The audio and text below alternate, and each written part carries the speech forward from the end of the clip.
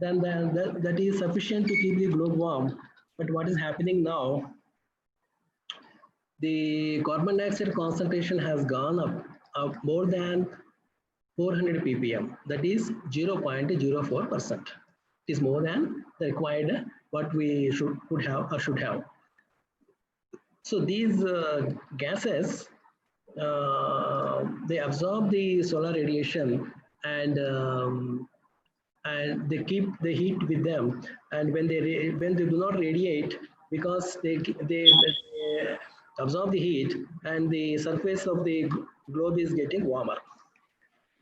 So in the year 1896, the first time a Swedish scientist, Arrhenius, claimed that the average temperature is rising beyond because of carbon dioxide due to fossil fuels. So he has observed, he was the first scientist to make an observation, because if you see the post-industrial period and pre-industrial period, after 1850, it is called post-industrial period. So in that sense, in that industrial period, it was thought that the globe is warming, and he was the first scientist to say that the temperature is rising because of fossil fuels. When you burn fossil fuels, carbon dioxide is increasing, and the average temperature is increasing because of increasing carbon dioxide. And second, one more scientist in 1938, he further said that the global temperature is increasing because of this again carbon dioxide gas. So the greenhouse gas effect is a warming of climate that atmosphere traps heat radiating from earth to certain gases in the atmosphere resemble greenhouse, allowing them the sunlight pass into the green, blocking earth heat from this escaping into space. These are all fundamentals which you know. As I told you earlier, the solar radiation passing through the atmosphere, and the certain gases, they trap the heat and keep the globe warm. As I told you, we require some temperature. We require some temperature to keep the globe warm. But however, if it is more than the required, then the heat is more. So this is what greenhouse gas effect. Like solar radiation falls on the surface, it absorbs the heat, and it is reflected back in the atmosphere and keeping the some heat has been trapped and keep the globe warm. So if you see this, the first time an observatory was established in Mauna Loa Observatory, where they measured that the carbon dioxide, first time it was measured by in 1960, and exactly 1958 they started measuring, and it was when we started measuring the carbon dioxide concentration on the globe, it was about 313 ppm. Now it has crossed 400 ppm. It is at 410 ppm right now. So the optimum temperature would have been about 250 to 300. In 1958 itself, it has crossed with 313 ppm, and now ever since then the temperature, the carbon dioxide started increasing and keeping the globe further warm.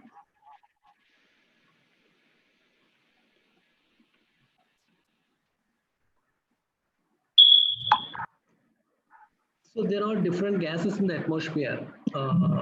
As told you earlier, like carbon dioxide, methane, nitrous oxide, hydrofluorocarbons, perfluorocarbons, sulfur hexafluoride. So these gases, they trap the heat and they keep the globe warm, I told you earlier, but they have some global warming potential, like carbon dioxide. Carbon dioxide is one, and if you take methane, if you have 1 ton of methane in the atmosphere, it is having 25% more global warming potential than carbon dioxide. So 1 ton of methane is more dangerous. It is equivalent to 25 tons of carbon dioxide. Similarly, the nitrous oxide. Nitrous oxide is it is more having more global warming potential, and it is the source is fertilizers, biological sources, biomass combustion, fossil fuel, and industry. The where nitrous oxide is produced, like if you see urea, the excess use of urea causes uh, the nitrogens in the atmosphere. Urea is one of the source. And if you see the hydrofluorocarbons, the source is refrigeration systems and aerosols. And the hydrofluorocarbons, the global warming potential of hydrofluorocarbons is 14,800 times. And the perfluorocarbons, the global warming potential is 6,500 times. Like tetrafluoromethane, hexafluoromethane, they have got very high heat potential, 6,500 times than the carbon dioxide and 9,200 times the carbon dioxide. There are different, this hexafluorocarbon has 9,200 times. And if you see the sulfur hexafluoride, it is 22,800 times. The highest potential when you compare with carbon dioxide, it is 22,800. So when they are being produced by the production of electrical equipment, sometimes a certain type of electrical equipment, if you do the production, the sulfur hexafluoride is produced. So we have seen now different types of this greenhouse gases with a different global warming potential. So carbon dioxide is among all of them. You can say that carbon dioxide is the most friendly global. This is GHG. But if you compare with others, you see methane is 25 times, and this nitrous oxide is about more number of times. And if you see hydrofluorocarbons, about 14,800, and the perfluorocarbons about 6,592, 9,200 is hydrofluoromethane, and the highest is sulfur hexafluoride with 22,800 times.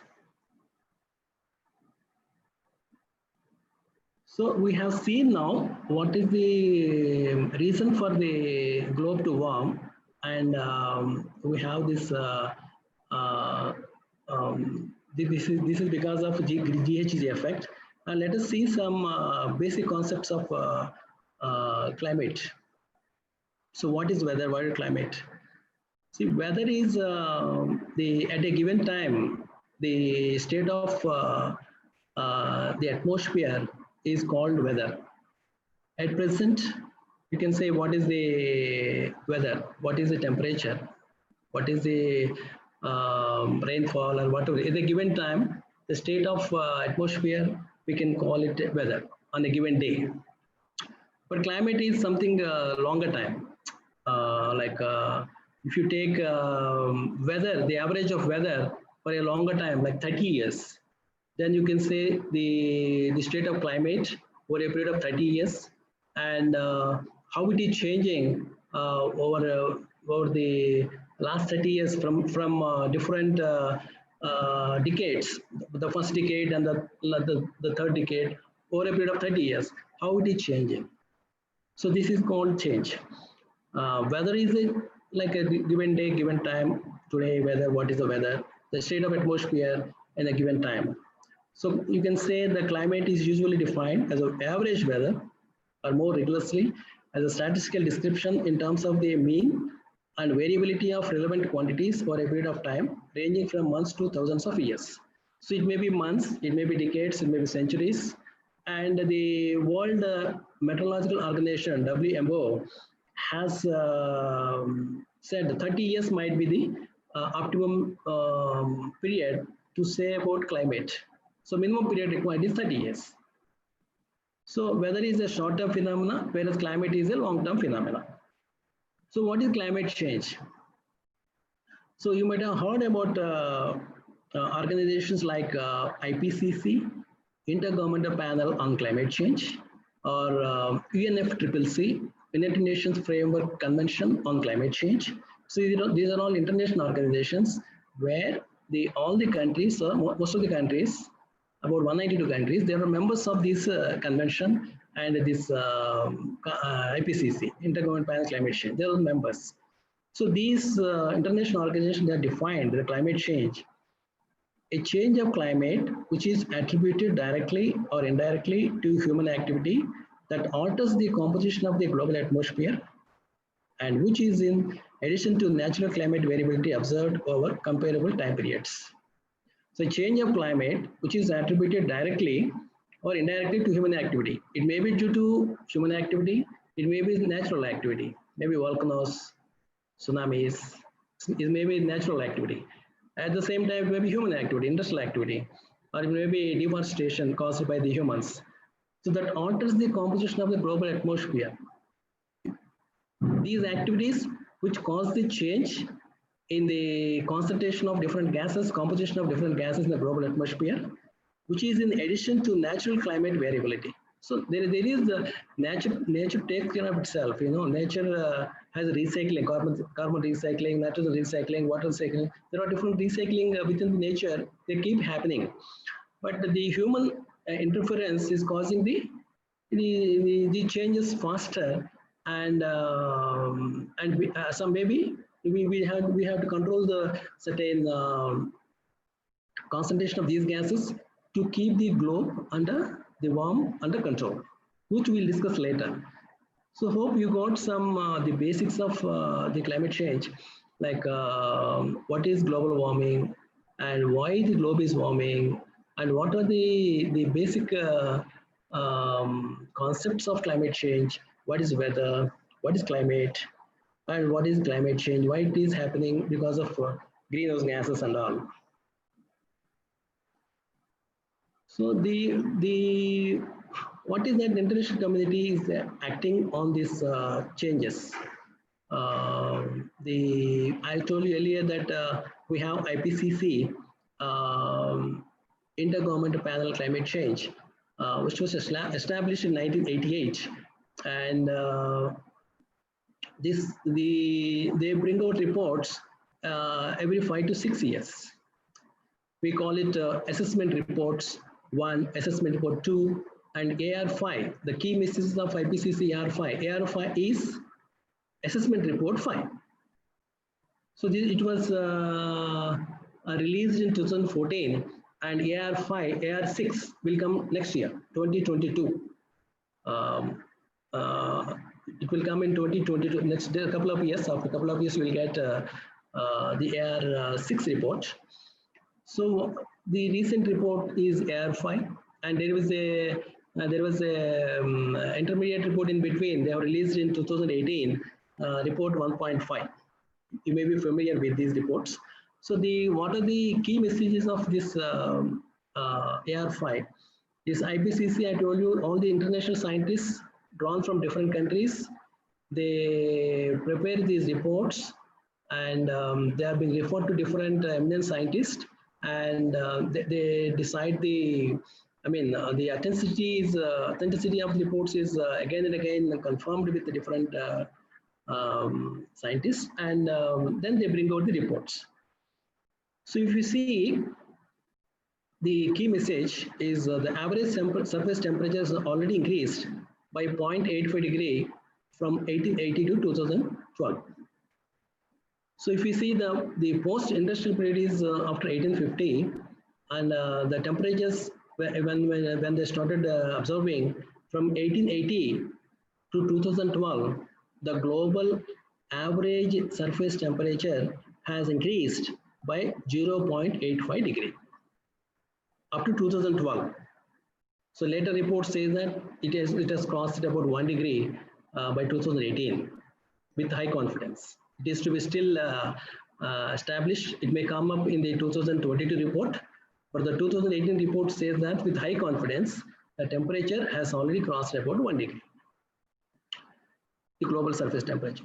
So next, the gases like the greenhouse gases, carbon dioxide, methane, nitrous oxide, they are highest in the last 8,000 years. The temperature is so high. And the global mean sea level rose by about 19 centimeter from 1901 to 2010. So during the 110 years, from 1900 to 2010, the sea level has increased by about 19 centimeter. And period from 1980 to 2012 found to be the warmest 30-year period in the last 1400 years. So you know that the every decade it has the temperature is higher than the previous decade.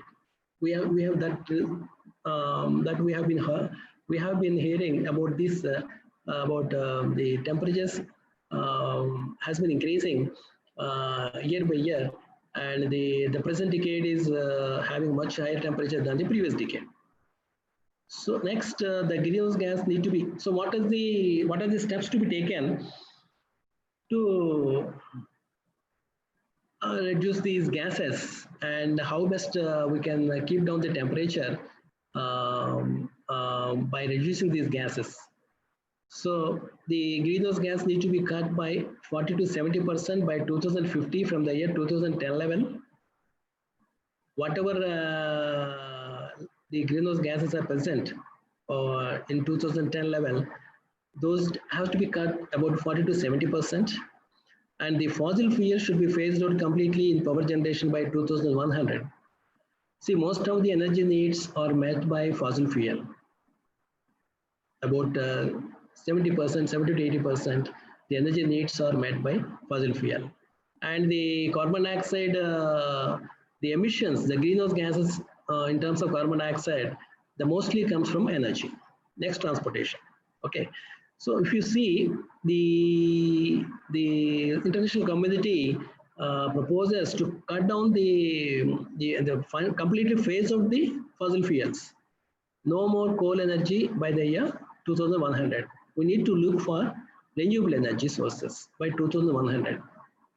So all these steps, the purpose is to keep the temperature below 2 over the pre-industrial level. So we have seen already that the global temperature has increased by 0.85 degree from 1880 to 2012. And if the high confidence, the scientists say that in 2018 itself, it almost touching 1 degree or almost touching 1 degree. So now from 2020 to 2100, in about 80 years, we have to keep the temperature below 2 means another we have left with only 1 degree for 80 years. The scientists say that better to keep it below 1.5. So 0.5 degree, we have to see that the temperature does not rise more than 0.5 degree by 2100. So we have to see, is it possible with the current rate of development and deforestation, what is happening? The optimum temperature is 1.5 degree increase by the 2100, but however we have to keep the temperature by below 2. So these are the international community, this IPCC major observations, if you see the concentrations of carbon dioxide in the graph, it is a bit old figure, but it is already in 18 it is 408.59. It has further increased and is going beyond 410. So what are the potential impacts of climate change? So we have seen the previous slide that the sea level is increasing and the temperature is increasing, and if you see the impact on different sectors like forest composition and geographic range, forest health and productivity, wildfires. So the increase in it is actually vice versa. If you go on doing the deforestation, it has increases the climate change. And again, climate change, because the rains are erratic, so there is a effect on forest. It is vice versa.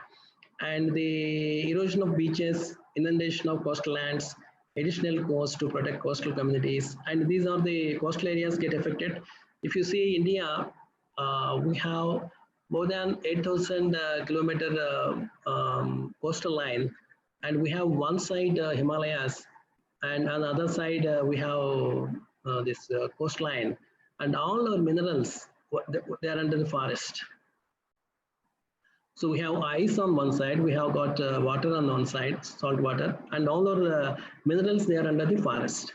So if we want to tap the minerals, we have to disturb the forest, unless you do the underground mining. So underground mining is not economical. So people, if they go for open cast mining, so there is again we need to disturb the forest, and so we had to do some balancing activity. By without disturbing the forest, we had to tap the minerals. That's quite a challenging step. So what I mean to say is, India is one of the vulnerable countries to climate change because of this geographical conditions on Himalayas on one side and coastal areas on the side, and all our resources are under the forest. So we need to do a balancing act. So agriculture, there definitely there is a effect on agriculture. Increase in temperature causing there is a fall in yields. So we need to go for climate resilient crops, which we discuss later, like water resources. So there is effect on water resource, like the extremities are increasing. The rainfall, though it may remain the same, but the extremities in rainfall is increasing, and there is heavy downpour, which goes as a runoff. And loss of habitat species, Kashmir, diminishing glaciers, that already increase in temperature is causing the glaciers to melt, that already we are seeing. And there is a further health, climate change on health, effect on health, there is a separate mission for health. So we have seen the different vector-borne diseases because of this increase in temperature, heat waves. There is a increase in the different diseases due to climate change, which we'll discuss later. So coming to our topic today, like we have seen the reasons for climate change, how it is happening. The scientists say that there is a change in climate, and we need to do actively to arrest the climate change by having a different adaptation and mitigation steps to keep the global temperature under control. So next, if you see what is the effect of climate change on different sectors, if you see agriculture, in India, if you see the temperature has increased globally, though it has increased by 0.85 degree, 1880 to 2012. In India, the temperature has increased by 0.4 degree up to 2000, and the recent studies says it has gone up to 0.6 degree from 1900 onwards. Okay. So with the 0.6 degree increase, we are seeing different extremities. Like there is a shift in the onset of monsoon. You see, normally we get the monsoon starts in June, first week. If you see, my teacher, when I was going to school, we used to bring umbrella on June 5th.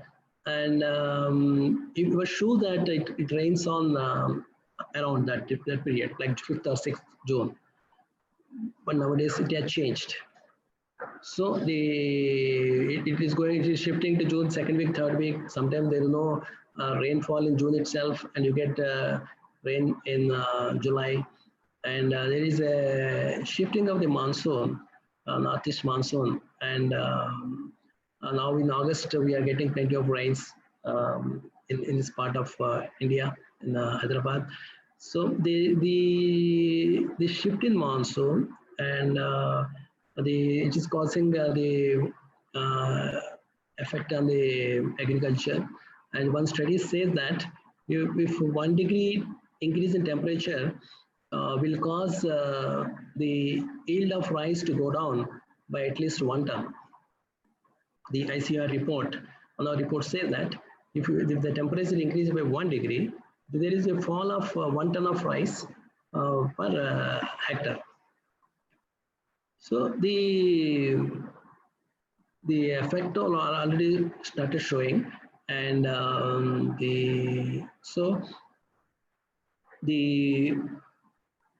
if you see the NICRA report, which was released, and they have done some projections also, which say that if the temperature increased by 2 to 3.5 degrees, then there is a yield decrease from 9 to 8%, 9 to 28%. From this is a report from 12th 5-year plan, which is the old one, and the negative impacts already implied with medium-term climate change predicted to reduce the crop yields by 4.5 to 9%, depending on the magnitude and distribution of warming. So these are different studies which they predict what will happen if there is increase in temperature. So as a mitigation step towards this to reduce impact, the CREDA is doing experiments on simulating the conditions. Like I told you, the temperature is increasing almost by 1 degree, and in India, of course, 0.6 degree, and the carbon dioxide concentration is about 410 parts per million. So the CREDA is carrying out experiments by having the temperature at simulating the conditions, the atmospheric conditions to about 3 to 4 degrees, and also the carbon dioxide concentrations about 600 ppm. Assuming that by next 30 years, by 2100, the concentrations of carbon dioxide bound to increase, and the temperatures bound to increase. If you see the letter, we have some projections done. So assuming that it may, because this is as a business as usual, if this situation happens, the ICIR organizations like CREDA, they are carrying out some experiments by simulating these conditions: 3 to 4 degrees increase in temperature and 600 parts per million carbon dioxide. How the yields will increase, how the yields, what is the effect of these conditions on the crop. So they are doing some experiments like on maize, groundnut, and see the nutrient values.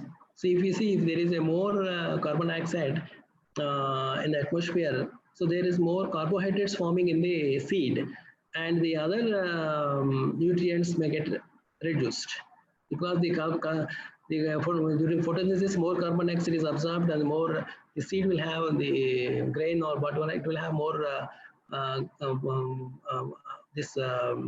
carbohydrates, carbon dioxide, and due to carbon dioxide, and the other nutrients may get reduced. So there are different studies going on. It is in the initial stage.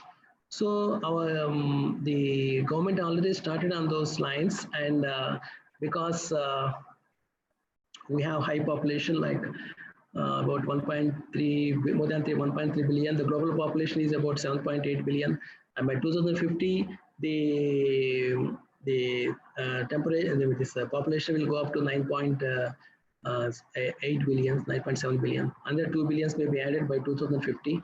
So the food security is top priority of any government. So our Indian government also, they started experiments on this, and see if the temperature further increases, carbon dioxide increases, how the food, the yield of the food of different crops vary, and the experiments started the different experiments are being done. So if you see the impact on forestry, I just told you earlier, it is vice versa. If you cut down the forest, the temperatures are bound to increase, and if you protect forest, it is direct proportional. There will be less effect on climate change. So forests are increasingly threatened as a result of deforestation, and forest biodiversity and the ability of forests to provide soil and water protection habitat. So different species ecosystem gets affected. Because forests provide two types of services. One is ecosystem services, other is some different types of food, crops, and other things. Ecosystem services, if you have forest around, there is a decrease in temperature in surrounding. So naturally, it will help the the atmospheric this radiation to fall and solar radiation to fall, and the surrounding areas will have a cooler atmosphere. Is something like ecosystem, and different fruits, different forest species will provide different types of food services, amla, so on. So the forest ecosystem services identified being particularly vulnerable to the impact of climate change include mangroves, coral forest, tropical forest, cloud forest, and dry forest. So these are different types of forest good affected. And then the potential negative impacts of climate change on dry forest on particular concerns, since dry forest soils are particularly susceptible to wind and water erosion. So there is a the key sectors we are discussing today is agriculture, forestry, and water.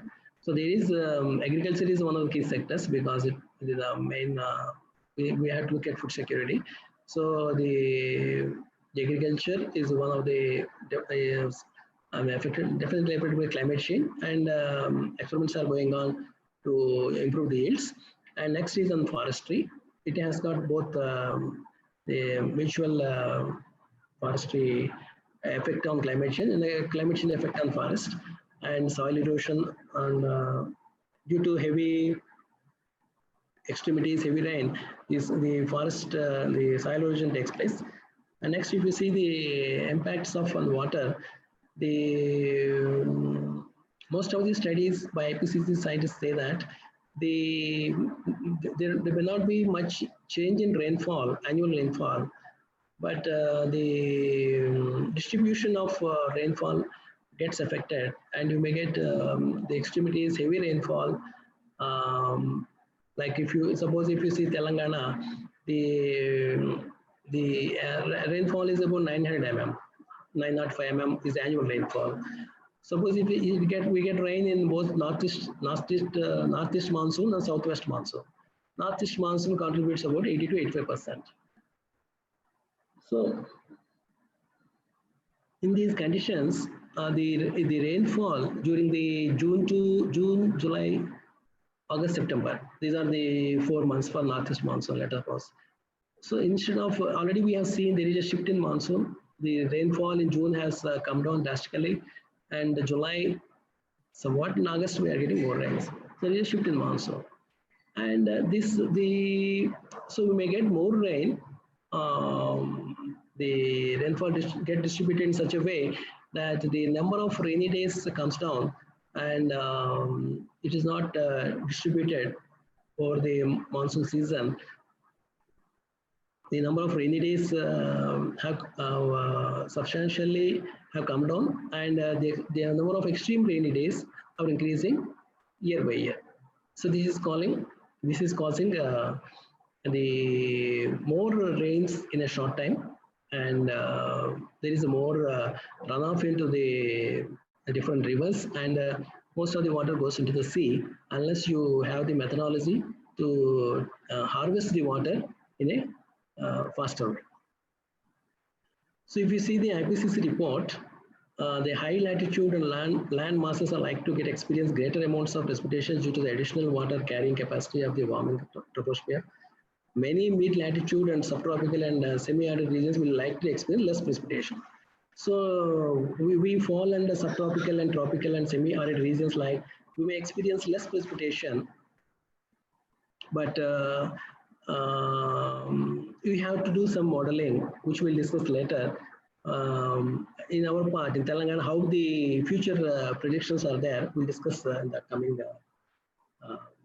session. Next. We observed that since about 1950, the numbers of heavy precipitation events over land have increased in more regions than it has decreased. So as I told you earlier, the heavy precipitation events are increasing year by year. So if we see water in India, the per capita availability, if you see in 1951, when you got the independence, during the independence, when you got the 1947, but if you see in that period, the per capita availability of water in India was about 5,177 metric cube per year. So per person, 5,177 metric cube per year was available when you got when it was 1951. And if you see by 2011, it has almost come down to 1,545 metric cube per year. And so water stress is termed at, if it is about 1,700 meter cube per capita per year, then it is under water stress. So that means already the water stress zone we are entered in 2011, and further by 2050 it may go down to 1,140 meter cube per year. So this is this is happening, and then of course there are steps to be taken. What the government is taking, what Telangana is taking, we'll discuss later. Like the per capita availability of water has come down, and if you see the Indian population, we have 18% of the world population, and we have got only 4% of the fresh water resources and 2% of the land. Unlike USA, reverse, I think they got 18% of the land and 2% of the world population, whereas you have 2% of the land and 18% of the population, and we have got only 4% of the fresh water resources. You can imagine how carefully we need to augment the resources and how best we can do harvesting water and other things. So this is very important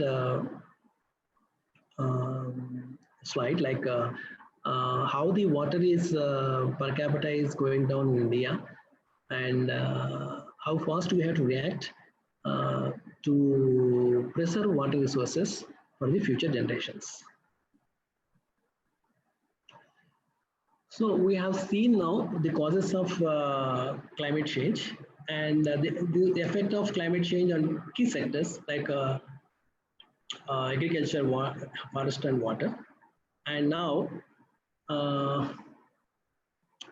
the 8 missions, the following 8 missions were formulated in the year 2008 by the then Prime Minister Council.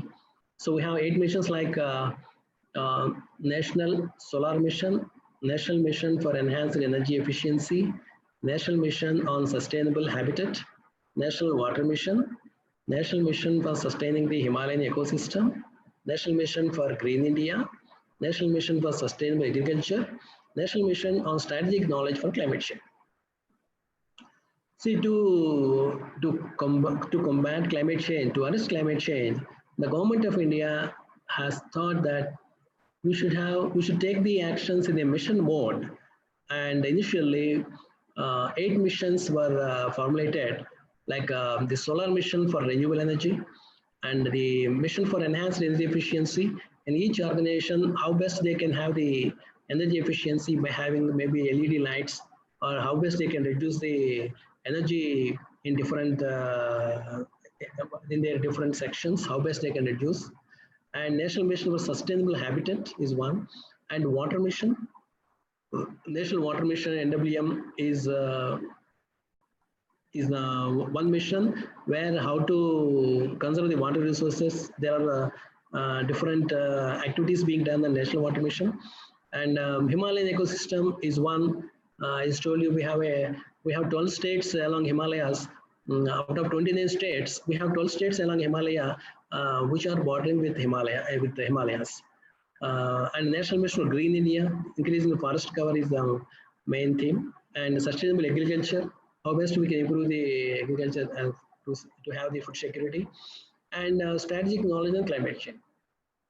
So there are different ministries as a nodal agencies for these different missions. Solar Mission is Ministry of Non-Renewable Energy, MNRE, and Bureau of this Ministry of Power and Bureau of Energy Efficiency, maybe this enhanced efficiency. And Water Mission is for the this Ministry of Water Resources is a Water Mission, and National Mission for Sustaining the Himalaya Ecosystem and Strategic Knowledge The Department of DST is dealing with these two missions, Department of Science and Technology, the Himalayan ecosystem, and the last one, strategic knowledge for climate change. These two are the Ministry of Department of Science and Technology, the nodal ministry.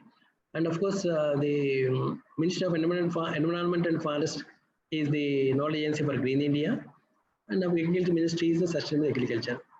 Recently, two more missions have been added, the Coastal Mission and Health Mission. So these are 8 missions, and Government of India is coming with all these 10 missions. One more fresh document shortly. It is under revision. And as I told you, the 2 other missions are Coastal Mission and Solar Mission. So there is a National Action Plan with 8 missions, and all the states were informed to prepare the state action plan to address the climate change at subnational levels. So at the Government of India level, we have National Action Plan, that is national action, and at some sub-level, states, we have state action plan on climate change. So in 2012, most of the states, they have prepared the state action plan on climate change. For the then combined Andhra Pradesh, we have prepared, the EPDR has prepared the state action plan on climate change for combined Andhra Pradesh. And as I told you earlier, in 2015, separate SAPCC state action on climate change was prepared for Telangana. And now it is under revision. I will tell you why it is under revision later. Like if you see the this state action plan, and the national action plan, subsequently we have 8 missions, and in the first state action plan for Telangana, we have this about 10 sectors like agriculture, forestry and biodiversity, energy, industries, including mining, of course, transportation, health, urban development, tourism, rural development, research and knowledge management. So these are the about 10 sectors which are addressed in the state action plan the first time when we did it in 2012 and subsequently in 2015. So we have discussed in this, these action plans are really available. If you type SAPCC Telangana, you will get the action plan. You can go in detail the action plans. What is the effect of climate change on different sectors, and what are the key issues, and what are the interventions to address the issues, and how they are being addressed. So these are the different the action plan can be seen in the MOC's website, or in Google also. If you type, you will get the action plan. So this is the projected data for Telangana. See, there are different models like GCMs, Global Climate Models. There are Regional Climate Models, RCMs. And we have a tie with IITM, Indian Institute of Tropical Meteorology, Pune. And this is a nodal agency for this climate change on for projections under the Ministry of Earth Sciences, Earth and Atmospheric Sciences. They work, and all the states they need to have a tie with this IITM and do the projections for the next 30 years or by the end of century, how the temperature varies, how the rainfall and other things. So if you see, there are different pathways, like we call it RCPs, representation concentration pathways, RCPs. So in that, there are 2.6 pathway, 4.5 pathway, 8.5 pathway, and in between there is a 6.0 pathway.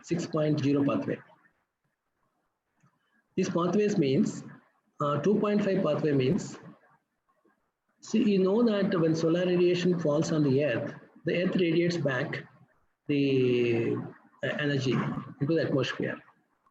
If it radiates, the radioactive force, if it radiates 2.5 watt per square meter, then we call it 2.5 or 2.6. They call it 2.6 also, 2.6 pathway. That means the solar radiation falls on the earth, and depending on the the land use land cover of the earth. If there is more greenery, naturally it gets absorbed. If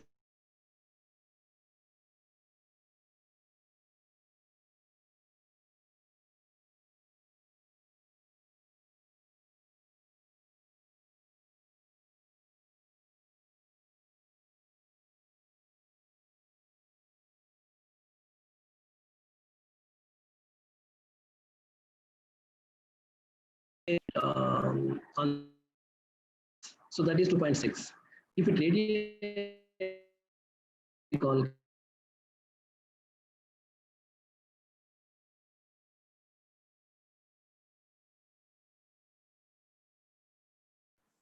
if it radiates,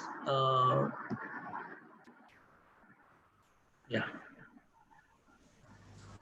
If it radiates 4.5 watts per square meter, it is 4.5. If it radiates 6 watts per square meter, then it is 6 scenario. And if it radiates 8.5 watts per square meter, which is the highest radiation, then it's called 8.5 scenario. So these scientists have defined about 4 concentration pathways.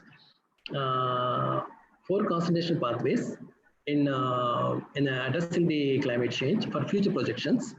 So the present scenario, like the business as usual scenario, is something like. Excuse me, sir. Yeah. So the screen is not visible, sir. Yeah, just a minute.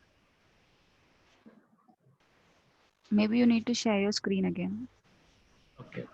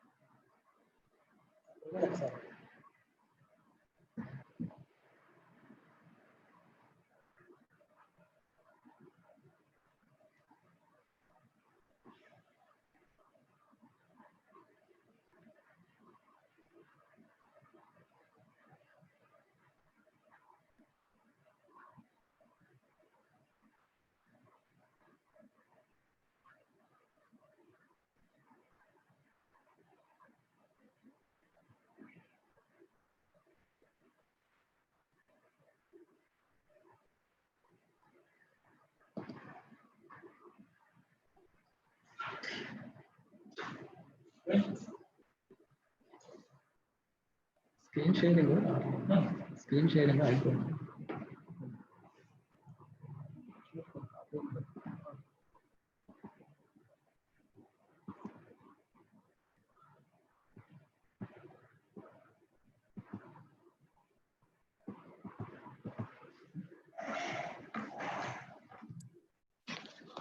So half an hour, so 11:30.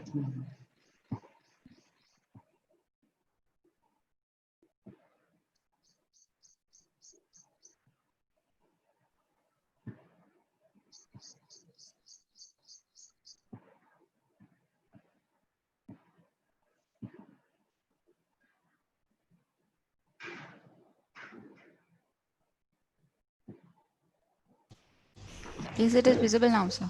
Yeah, visible. Okay. Yes, sir. Yeah. Please carry on, sir. Yeah, thank you. So I was saying about these scenarios like 4.5, 8.5, 6, and 2.5. And so the business as usual scenario is something like 4.5. And we have done some projections using this context data, coordinated downscale experiment data from IITM. And based on the temperatures by the mid-century, that is up to 2050, it may go up in one scenario like 1.4 degree. And the other one, 8.5 scenario, it may go up to 1.5 by 2050. And the end century, it may go up by 1.9 degree. and by using RCP 4.5 scenario. For RCP 8.5 scenario, it may go up to 4.1 degree. That is maximum temperature. So minimum temperature is 1.4, 2.5, and it may further increase. There is increase in the minimum temperature also. So the project says that the increase in the temperature, a business as usual scenario, the global community, the IPCC says that we have to keep the temperature below 2 degree. But if you see the under business as usual scenario, it may be 1.9 by the end century, 1.4. But in our RCP 8.5, the more we do the environment destruction, and it may proceed towards 8.5 scenario, and the temperature may be 1.5 in mid-century, and it may go to 4.1 degree by the end century. And the night temperatures are bound to increase as the minimum temperature is also increasing. If you see the rainfall under the RCP 4.2 scenario, there is a slight decrease in the rainfall by 2050, but under 8.2 scenario, there is slightly increase of 5%. If you see the end century, both scenarios, 4.5, 8.5, the rainfall is bound to increase. Normally, all these models say that the southern region of India, the rainfall may increase, and there will be heavy extremities, heavy downpour. Number of rainy days will be less, and on the rainy days it will rain heavily, and again there is a gap of drought without any rain. So if you see the national activities we have seen, and if you see the how the temperatures may increase in Telangana with the different models we have seen, and one of the initiatives of the government on different sectors, maybe like Mission Kakatiya, the Harita Haram, and Mission Bhagiratha, and renewable energy sectors. So these are the 4 areas where the government has taken key initiatives, which most of you might be familiar, to increase the geographic area under forestry from 23 to 33%. And so far about, the aim is to plant about 2.3 billion trees in the period of 5 to 6 years. And so far about 182.7 crore seedlings have been planted, about 1.82 billions have been planted. So all these trees, when they grow up, they act as a carbon sink, and to reduce the carbon dioxide emissions. And this Mission Kakatiya and Mission Bhagiratha, if you see, under Mission Bhagiratha, this may become under climate adaptation. Like every household in Telangana, they get water. The rural household will get about 100 LPCD, and the municipality is about 135 LPCD liters per day, and 150 in municipal corporations. So this is another scheme by the government to have the drinking water facility for all the households. And the most important one is Mission Kakatiya. See, if you see, the Telangana is in about 500 to 600 meters above the sea level, and the rivers are flowing at 200 to 300 meters above the sea level. So the surface is higher than the rivers. So at many places, the water has to be lifted to provide either drinking or agriculture purposes. So historically, Telangana is known for this tank irrigation. About 46,531 tanks are being restored by the present government after coming to power, and they have restored so far about more than 22,000 tanks. And the effect of this on different this agriculture is tremendous. The NAPCAN, the sister cons of NABARD, they have done a study, and what is the effect of this tank reservation on different, the farming community. And it was observed that the farmer income has gone up by about almost 80%, 78.5%. Almost the farmer could double his income. And the gap in command area has decreased by 19.2%. And and the yields increased for the crop and paddy by 20 to 20% in case of paddy, and cotton by 11 about 11.6%. And the use of inorganic fertilizers, the chemical fertilizers are tremendously came down, and they are using the silt as a fertilizer. This is another benefit. And there is a groundwater increase in the tank influence areas. So these are the, you can say, the climate change adaptation is tremendously happening in case of Mission Kakatiya, where the farmer in both the seasons, like Kharif and Rabi seasons, he has plenty of water for the crops he grows, and he need not use chemical fertilizers. He has to use he has been using the tank silt as a fertilizer, so which in turn reduces the greenhouse gases. In terms of urea, I was telling you earlier, it may cause nitrous oxide as a greenhouse gas in the atmosphere. So by using this organic fertilizer, those things, those gases could be arrested. And so there is a the farmer could increase the income also. Okay, almost doubling the income. The Prime Minister say that we have the farmer income has increased by 2022, he has double income. So already in some cases of Telangana, it is happening. So what is that EPTR is doing towards climate change? As I told you, we are preparing the action plan for the state of Telangana, which is under revision. And the projects like the resilient agricultural households for adaptation to climate change in Mehboob district. This is the climate change adaptation project. See, when we done the state action plan climate change the first time, we observed that the erstwhile 10 districts of Telangana, Mehboob district is the most vulnerable district for climate change. The rainfall is less, and heat waves are more, and there is a lot of migration from Mehboob to Hyderabad. If you see the most of the drivers, they say they are from Mehboob. So we thought we should have an action plan for Mehboob district, and for about 3,500 farmers, we have about we had this livelihood, alternate livelihood, integrated agricultural systems, farming systems.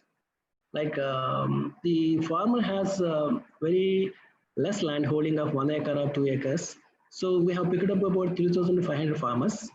And these projects are being done in association with the Department of Agriculture, ICRISAT, and Professor Telangana Jayashankar Agriculture University, the consortium between all these four.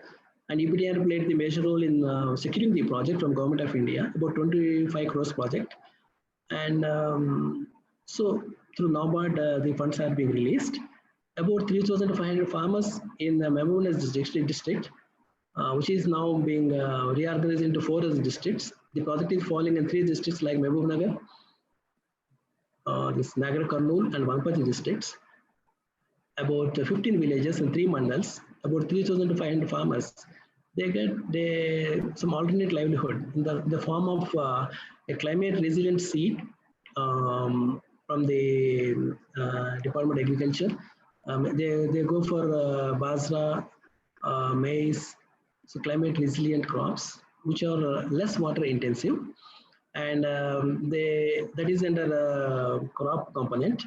Whereas in livestock component, they get a cow, a buffalo, and under horticulture component, they get some horticulture crops and a farm pond, and some different implements are given to the farmer, the poor farmer, who can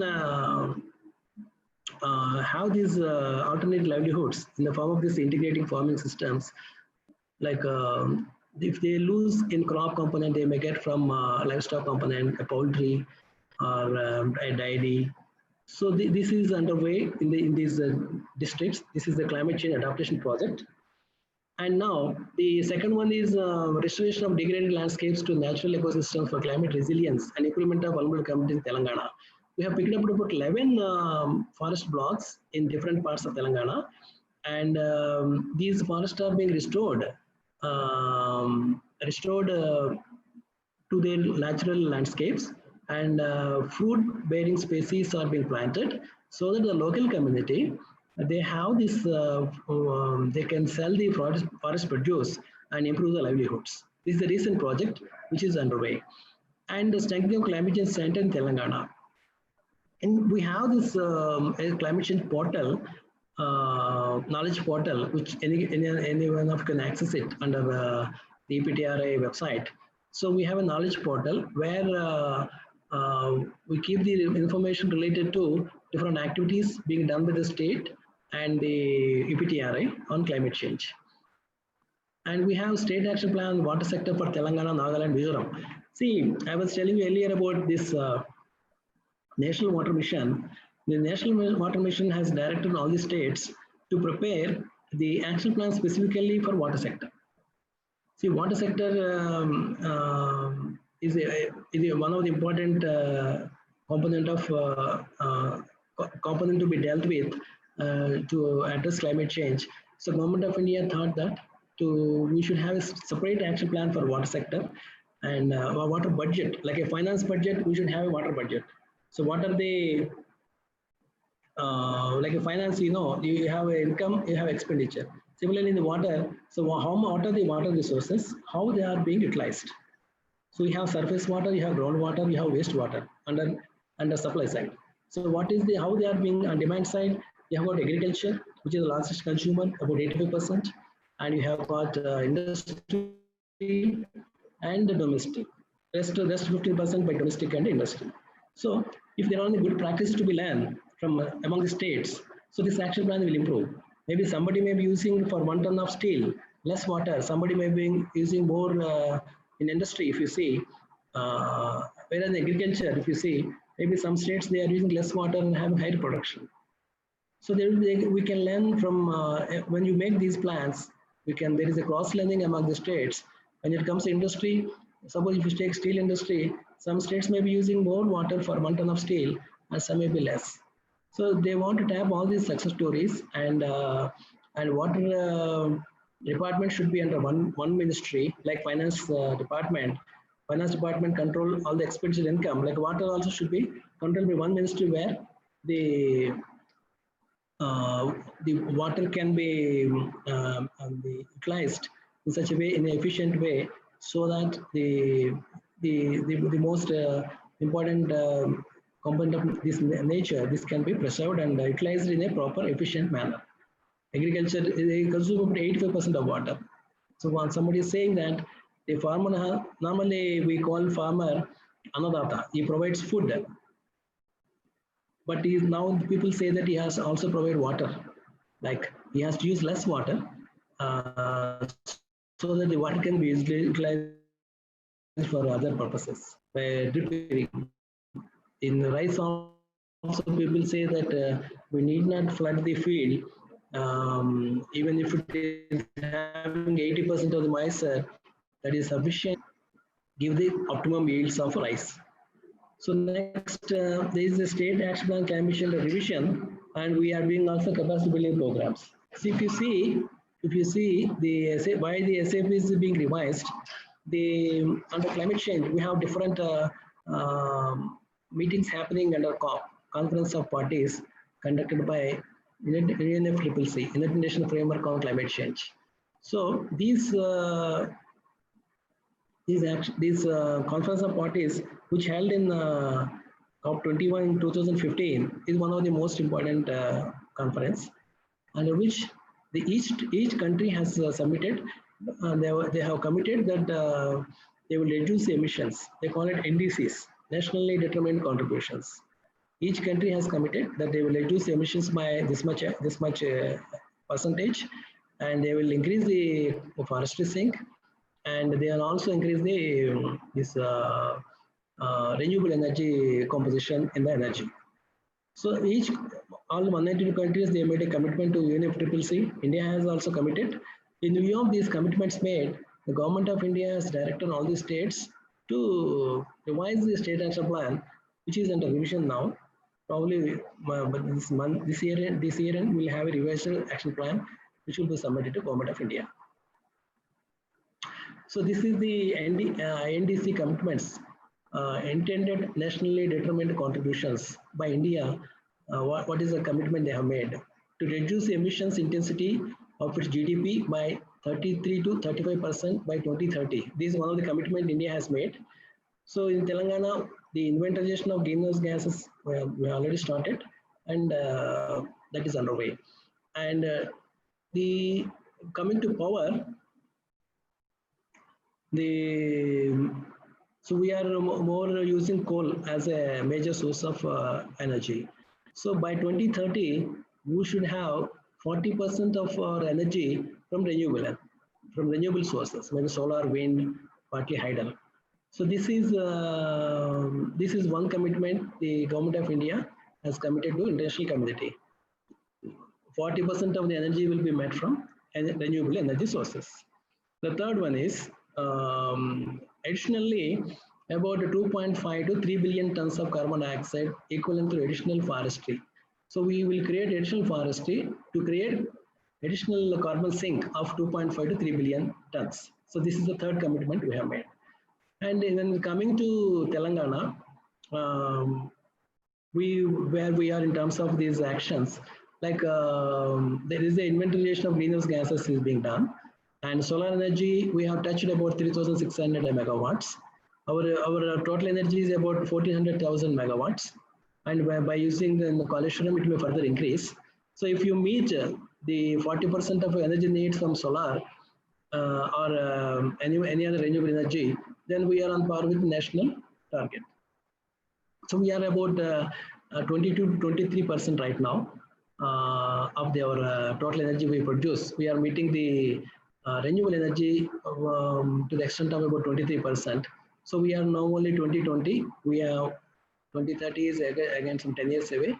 Definitely we are reaching solar radiation. We have Telangana is having a high solar energy capabilities. I mean, the solar radiation is high in this part of region. So we can further increase the solar capacities and increase the, may go up to 40.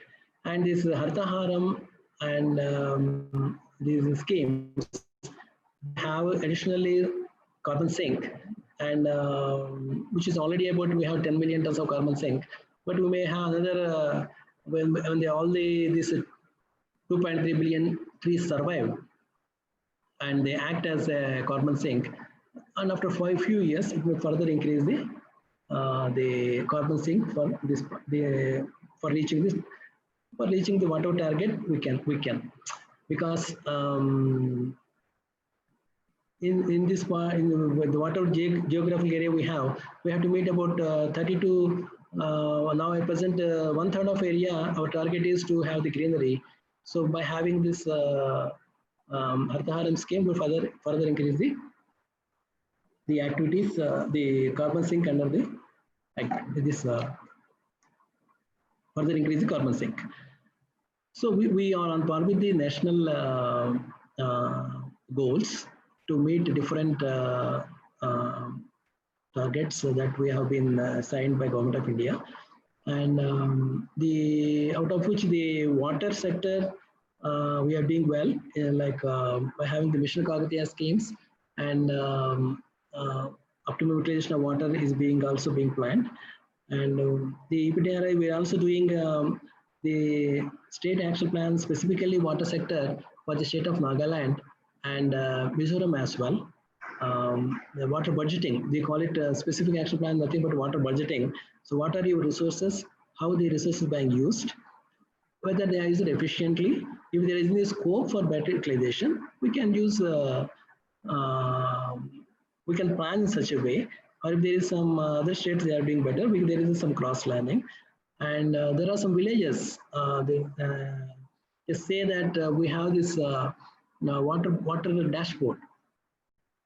So they have water dashboard, and it will be placed in the this panchayat office, where they say the water levels and what set of crops they can grow that particular year.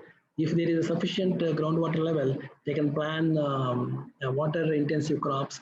If there is a less water is available, then they have to go to our climate resilient crops, maybe basra, sometimes maize and other things. So maybe this water budgeting will help in such a way that to conserve water to the extent possible, to the extent whatever we can use optimum efficiency, those things we have to plan, because in future, as I told you earlier, we have only 4% of resources, but we have 18% of the population, which is continuously increasing. So this has been one way. There are any questions?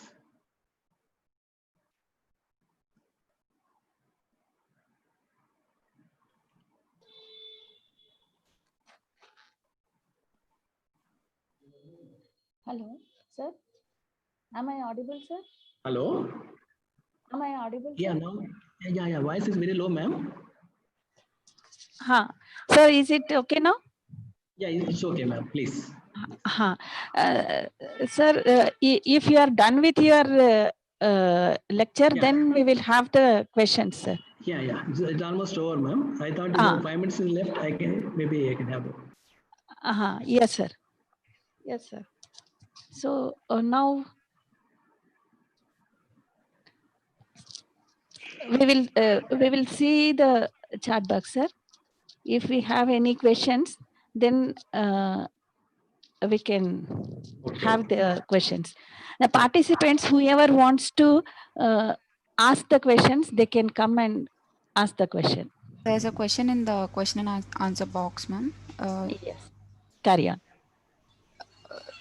So, do you think due to global warming and meltdown of glaciers, some unknown viruses are attacking Earth? And what is the balance? What is the balance that should be maintained between the yield and environmental protection, sustainable development? Yeah, it's a good question. If you see climate change and outbreak of diseases, at least for COVID, it has to be established. Okay, for other diseases, so if you see the increase in temperature is causing increase in pest. Different type of pests they are increasing because of increase in temperature. So in turn, it is causing more pesticides to be used, at least in the agriculture sector, right? When it comes to climate change and health, the definitely the heat waves and the excess rainfall. Suppose there is a heavy rainfall and we have got more inundation of areas and outbreak of different waterborne diseases and vector-borne diseases. These are happening. There's definitely these going to happen unless we have the mitigation actions in place. Like the Hyderabad is meant for 12 mm rainfall. We are getting more rainfall. So more areas getting flooded. So we need to have the action place like maybe we will have separate drainage system and for storage and for stormwater. The stormwater is allowed to separately to the fresh water into the fresh lakes. So what is happening now? The storage water and stormwater both are getting matched, and it is being commonly used. It will go to different Musi and it goes to Krishna and Bay of Bengal. So we have separate stormwater drains which are being collected by different fresh lakes. That water can be used separately for after treatment for drinking. So this is the indirect impact, like the extremities are causing different types of diseases in terms of pests in agriculture and in terms of waterborne diseases due to extremities in rainfall. So definitely the UN SDGs are to be met by each country by 2030. We have 17 sustainable goals formulated by United Nations, which each country has a signatory, and the poverty, how to avoid poverty, and how to sanitation, and drinking water to all, and climate action. That is one of 13 goals, and equitability of. These 17 goals. Each country they have signed, and Telangana also. I think last year we stood at about second or third in terms of the implementation of these goals. And so there is a at Indian level also there are 169 indicators which the UN United Nations have formulated, and each country, each state, they have to go through these indicators and where they stand in terms of providing food security, poverty alleviation, drinking water, sanitation, this climate action. There are different goals in that. So as you told, we need to use these resources in a sustainable manner for future generations. Yes, Next, shall we go with the next question, sir? yeah, please. What actions are taken by the government to reduce the water consumption in industrial sector, like a mandatory usage capping? Good question. See, the recycling water in Israel, it is about 80%, 83%. So Israel is one of the water stress country. They get about 300 to 350 annual rainfall like Rajasthan, but they recycle the water in such a way that 83% or almost more than 80% is being treated. But in India, hardly there is a recycling is happening. In Durgam Cheru, about some near high-tech city, they recycle some water which is being used by different units, different industries, maybe software and the Gulf Coast and other things. They are using the recycled water. So there is we need to recycle water. The industry also, the effluent water which is treated, it should be recycled. They used to use it. They should make it terrestrial. This treatment. After having the terrestrial treatment, they should be able to use the water. And probably we need to have more stringent rules so that we have fresh water for production or for industrial production activity, but for other purposes, maybe for flooring, cleaning, this plantation and flushing, wherever possible, the recycled water has to be used. So that rules have to be made stringent. I think we have the rain harvesting. Every house should have rain harvesting structure, or every mall. Those things are in place. And this industrial recycled water, still it is not put into place. In fact, we have, in EPTRI for a Green Climate Fund, we had a project like treating the whole Hyderabad water. The HMWSB, they supply water about 1800 mld per day in Hyderabad. Normally, as a thumb rule, 80% of the water goes as a waste. That means if they supply 1800 mld, out of 1800, about 1400 to 1600 mld goes as a wastewater. We cook, we do something, but most of the water goes in bathing and other components. It goes to as a wastewater. But in Hyderabad, only half of the water is treated, about 700 ml treated. Rest 700 ml is untreated. So we had a plan to treat this whole water, so that the reason is using this wastewater, a lot of irrigation is going on down the Uppal, Vijayagooda and other areas. So the industrial water and the wastewater getting merged up and by getting mixed up, and some pollutants, or when they do the irrigation, there is these heavy metals, they may come into the food chain. One study says that Hyderabad is spending about 3,000 crores per annum on health issues. So these the heavy metals, they come into the food chain, number of cancer patients increases. So we had this plan. We thought this whole water should be treated, and we applied to the Green Climate Fund, because Green Climate thought that 1600 crores is a big amount to India.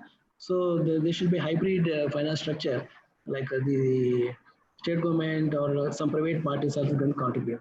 The state government has come forward to fund about 1,000 crores in the form of a Musi River Development Authority. Then we applied for 600 crores to the Green Climate Fund. So again they asked some questions, some queries, and we are answering. So what is happening? The recycling capacity in India has to go up so that we need not tap the fresh water. The fresh water should be treated as a salary. This groundwater should be treated as a deposit. This whatever bank deposit what if we have some bank deposit, we will not go on consuming it. The groundwater resources, we are going on tapping 1,000 feet and 1,500 feet we are tapping. So we have to preserve that, and whatever water is there, surface water, we have to use it carefully, and the recycled water has to be treated. Tertiary water should be treated and can be used for different purposes other than drinking. Singapore, they drink treated water only. In the bottle, they get treated water. So this recycling is not happening, Sarna, in industries. It has to really care.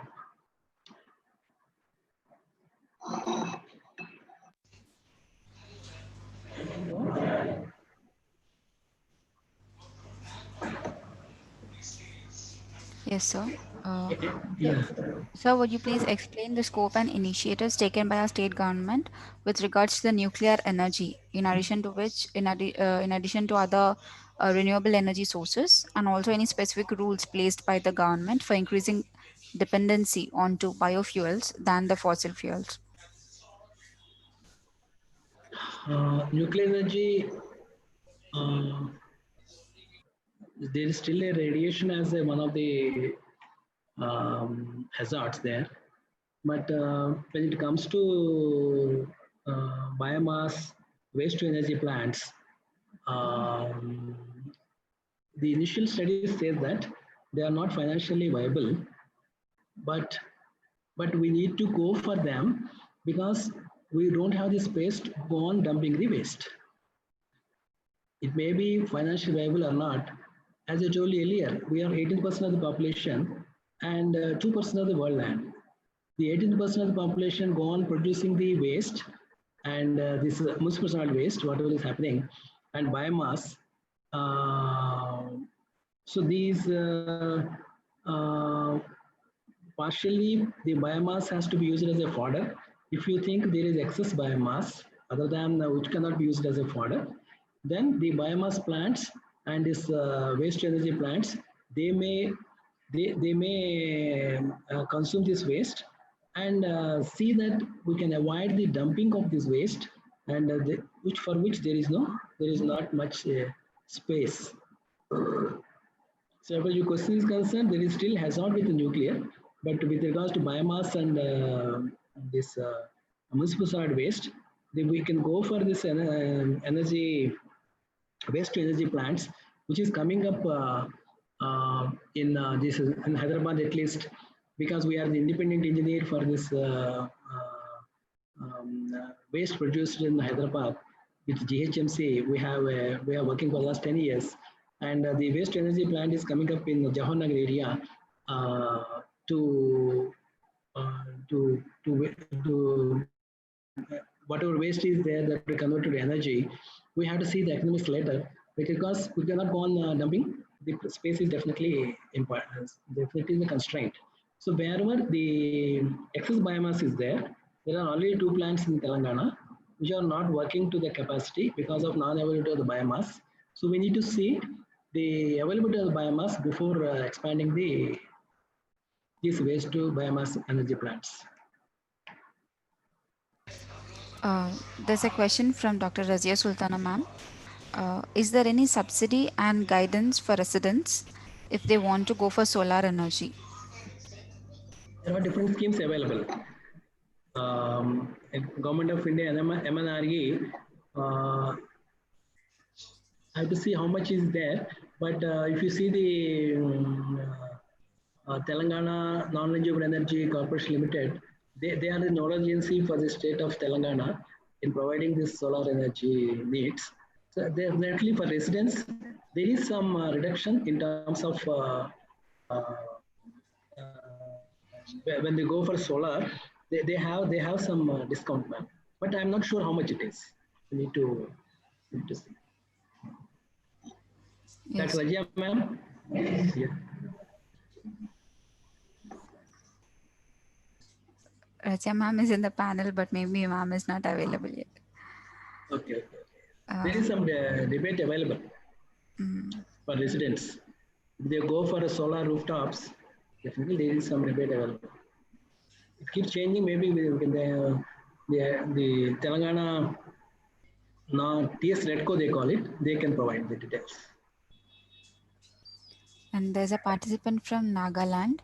Under which department is EPTRI is taking initiatives for water development in Nagaland? And what are the expected changes under the initiative taken in Nagaland, if any? And irrigation department. Irrigation of Nagaland has, government of Nagaland has given us the project, and the action plan will provide what are the water resources available in Nagaland. If you see the northeast states of India, they are very rich in water. When I visited there and we had an inception workshop, the Honorable Minister of the Mizoram, he attended, and we told them that, see, we get in Telangana about 900 mm, and in Rajasthan they get about 300 mm annual rainfall, whereas 2,400 mm rainfall per annum. It rains. And even Nagaland gets about 1700 to 1800 mm rainfall. So they are very rich in water. Only thing is, because of the hilly regions terrain, most of the water goes to different rivers and then to Brahmaputra and then goes to other countries. So we need to tap water there. It is most unfortunate, though they have so much rainfall, still it is rain-fed agriculture there. So they don't have different storage lakes or so those things have to be developed, because the slope areas, terrain area, these landslides are most common there. So we need to see the areas where they can build the water storages, save water, and subsequently they can be used whenever irrigation is required. EPTRI. So the department was irrigation department. Yeah. EPTRI is dealing with irrigation department of Nagaland, and EPTRI is coming under environment and forest department of Telangana. Thank you, sir. And one of the students is asking, EPTRI, if engages with students, it may result in better the greenery and many profitable things. So, are there any such plans of collaborating or working with EPTRI with the students? See, we have different internships. They can certainly join EPTRI as a project based. See, as far as employment is concerned, they can keep visiting our website. Right now, there are 2 JRF positions vacant under in our division. Junior research fellow positions are vacant under DST project. They can apply. If I understood correctly the question, how they can associate with EPTRI? Yeah? I did not hear properly. So yes, sir. Yeah, okay. So they can if they are fit, I mean, if they are eligible, they can apply to this. And if there are students, we have these internships. They can apply to internships and get good knowledge on the ongoing projects, live projects. They can get exposure. And we have different schemes under GSTP. Yesterday, what DC was saying that there are many courses under the Green Skill Development Program, water budgeting, auditing, STPs, ETPs, because we have many STPs, but you don't have quality manpower in the field. So these the people will be trained. All the courses are free of cost. The government of India is funding them. All these skill development courses are free of cost. They can stay here from 30 to 45 days for different types of courses, depending on the nature of the course. They are in a EPTR hostel. They can stay, and they can learn, and they can get expertise, and they can they based on the skills they acquire, they can get good jobs also. All these sewerage treatment plants, ETPs, and they lack skilled manpower. So government of India in these schemes, water budgeting, water auditing, I told you STPs, ETPs, air pollution, water pollution. So different, there are about 8 to 9 schemes which we are doing. Because of COVID this year, it's getting delayed because of maybe we may have, I don't know how best we can have face-to-face classes. So maybe getting virtual courses, but they can keep visiting our VPTR website, and different courses they can apply, and any positions also they can apply. Yes, so last question, sir. Um, by using urea related fertilizer, nitrogen related pollutants increasing. The question is that besides CO2 effect, nitrogen gas effects were studied separately. What is its contribution? The question is asked by two participants. The same question repeated again. NO2 related studies were done separately. What is the contribution of NO2 besides CO2? CO2 is about 410%, 410 parts per million, and it is increasing. And due to agriculture, the concentration of methane is increasing. Methane is a greenhouse gas, and excess use of fertilizers is also causing this nitrogen dioxide concentration. In terms of ppm, we have to check how much concentration of this urea is contributing. I'll check and come back. Carbon dioxide concentrations are known, and other next is methane, which is 23 times more global warming potential than carbon dioxide due to agriculture, due to this animal husbandry, cow dung or what dung. This methane concentration is increasing. But coming to the concentration of nitrogen dioxide, how much exactly it is contributing, I'll check and come back. Thank you so much, sir. The participants are also asking regarding the fee course and whether students can visit EPTRI and all. They can visit. They can visit. Maybe better to avoid using unnecessarily during this pandemic COVID happening days.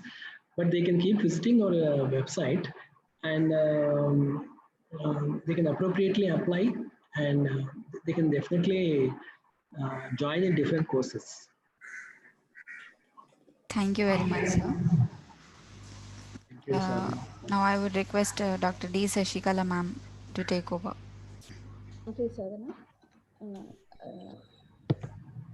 There might be so many other questions also, but due to lack of time, we are ending this question and answer hour.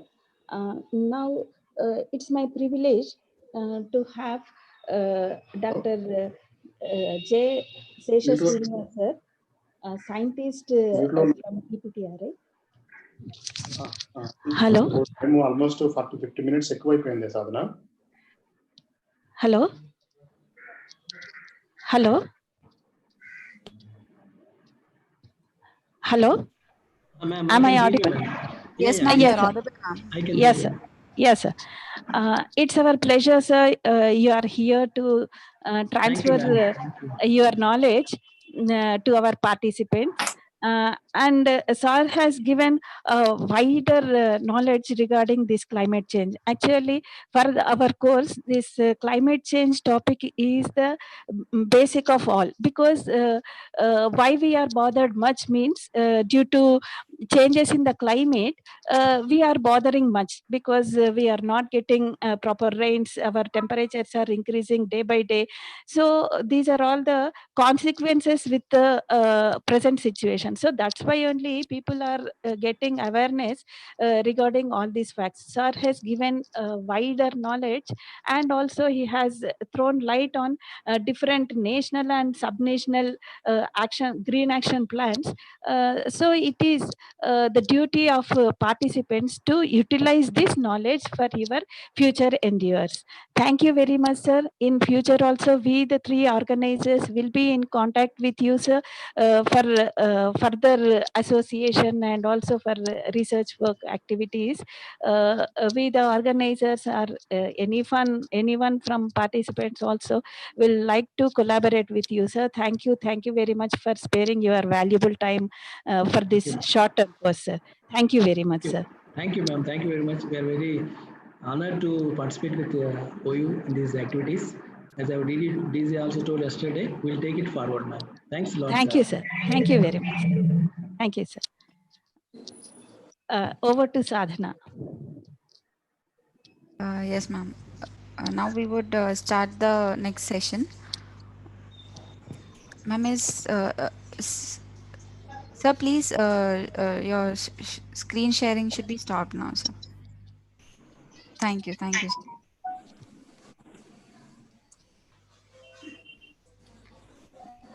Ma'am, shall we start with the next session? Yes, sir. Yes, sir. Yeah. For the next session, we have sustainable development goals, and the course will be given by Professor B.N. Reddy, sir, former head Department of Botany, Osmania University, Hyderabad.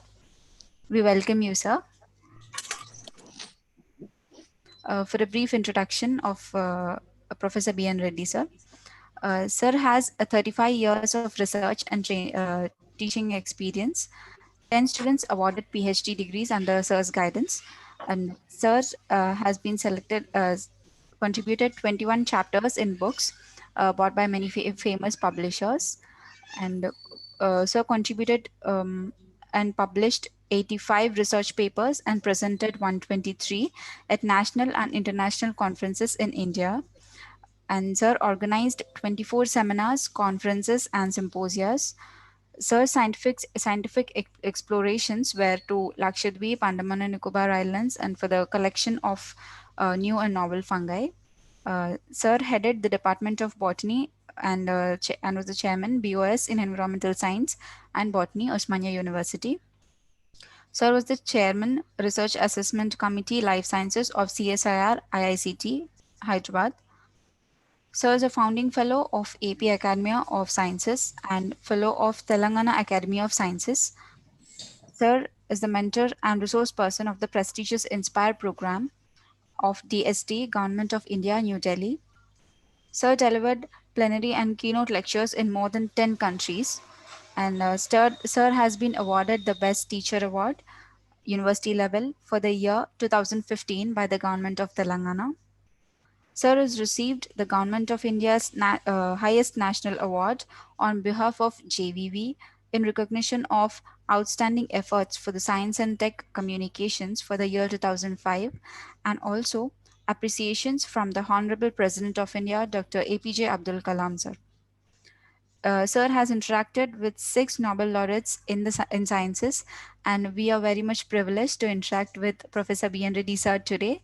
And I would welcome you, sir, to the session, and I would request you to give away the address for the session. Thank you, madam. Are you able to hear me? Yes, sir, you're audible, sir. At the outset, I thank Dr. Shashikala once again requested me to address in this webinar program. So when I asked her which topic I should speak, I think she might have distributed among the speakers. She asked me to speak on sustainable development goals. So anyway, sustainable goals, even other speakers might have touched upon certain aspects of these certain goals, but even then I will share my experiences about this topic. More so, rather than giving point by point, I will try to share the objectives, particularly the challenges to fulfill these goals. I think that is the main problem, because earlier we too faced similar problems during the Millennium Development Goals. But I will try to focus to the extent possible, very realistic picture of the challenges and how optimistic we are in achieving these goals. Okay, with these brief remarks. So what is the time allotted for me to speak? About half an hour to 40 minutes? 1 hour, sir. 1 hour. 1 hour, sir. 1 hour, sir. Okay. Sir, do you have any PPT to share, sir? Just I will. Do you have any presentation to share, or you'll give a oral lecture, sir? I will share the slides. Okay, Yes, second. sir. 1 second. Please I will share the screen, sir. share the slides. 1 second. We have an option, 1 sir, second. on the No, screen. just I want to share the slides. Yes, sir. For which 1 second, madam. Participants. Bottom of the screen, One we second. have a shared screen option, sir. Okay, 1 second. Move to this. Stop video. Okay, second. Stop video. Okay, 1 second. 1 second. Okay, stop it. I think.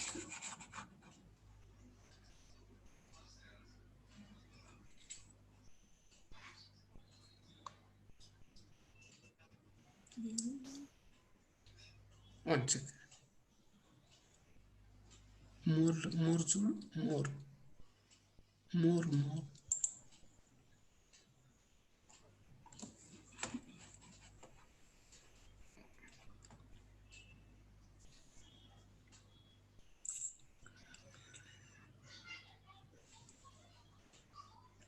Minimize.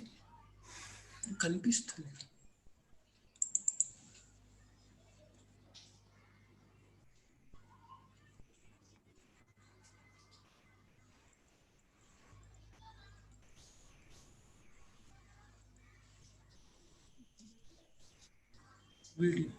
Video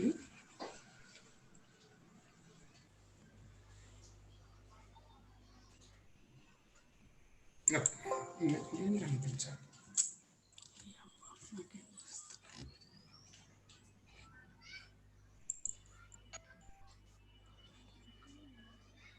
Just ask them. Where is it?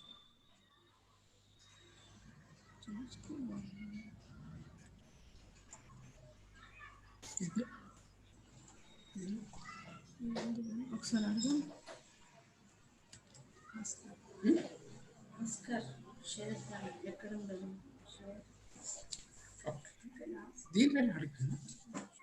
Hello. Yes, sir. So just I am facing difficulty to share the slides. Just I am clicking this PPT I prepared. Yes, sir. Then Sir, on the Zoom screen, sir, at the bottom, we have this shared screen option. one second.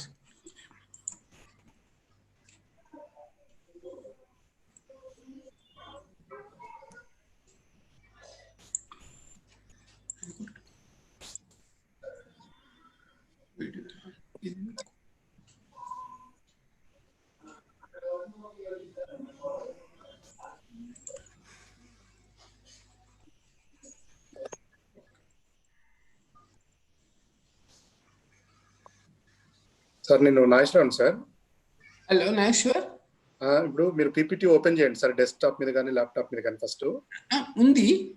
ఇప్పుడు మీరు కింద share అని ఉంటుంది చూడండి, share screen అని option ఉంటుంది Zoom లో. But as such there is no such icon of sharing. Share screen అని ఉంటుంది సార్. గ్రీన్ కలర్ లో ఉంటుంది సార్, చూడండి. గ్రీన్ కలర్ లో షేర్ కాంటెంట్ కానీ అట్లా ఏమైనా ఉంటుంది. షేర్ స్క్రీన్ అని గ్రీన్ కలర్ లో ఉంటుంది. అది చూస్తున్నా. యారో మార్క్ ఉంటుంది సార్ జూమ్ లో. పార్టిసిపెంట్స్ మ్యూట్ స్టార్ట్ వీడియో అన్న పక్కన ఉంటుంది మధ్యలో. వీడియో పెట్టు. షేర్ కాంటెంట్ అని ఉంటుంది.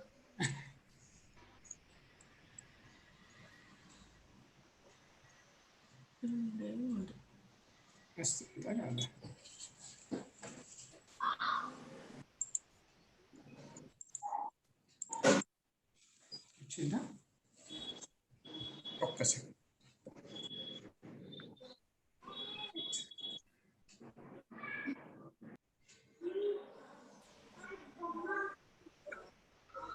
ఎక్కడున్నా బాసు? ఇక్కడ సుమ ఇక్కడ ఉందా?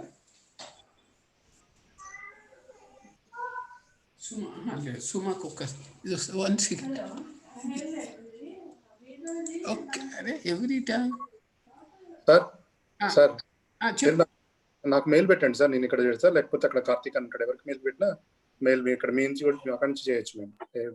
ఇప్పుడు నాకు ఈ పీపీటీ ఇక్కడ అవుతుంది కానీ how to share your PPT అన్నది కనిపించట్లేదు కదా. మీరు జూమ్ లో మీకు మ్యూట్ స్టార్ట్ వీడియో అని ఉంది కదా సార్, పార్టిసిపెంట్స్ అని ఉన్నాయి కదా. Sir, please mail to Nageshwar sir, so that we can operate from here. Okay.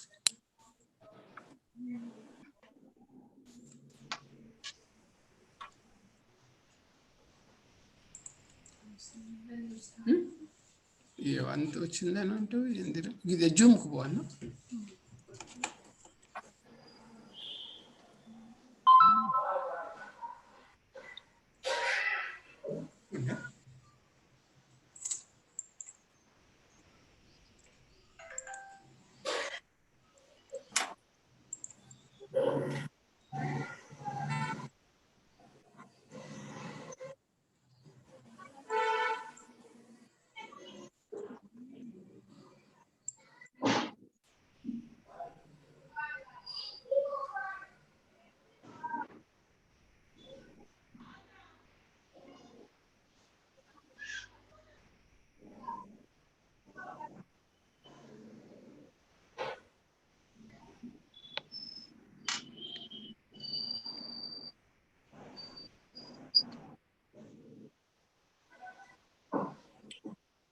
Sir, are you on laptop or?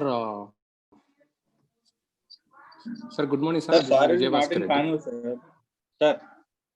Sir, is not in panel actually. Take him to panel, no? Karthik?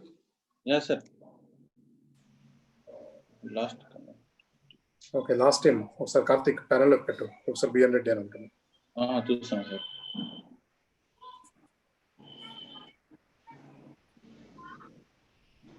Sir lift sir.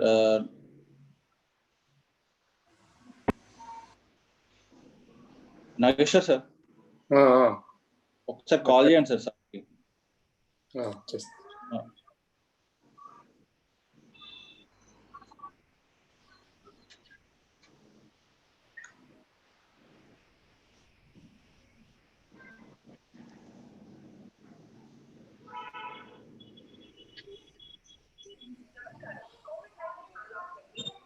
Dear participants, please wait for 2 minutes.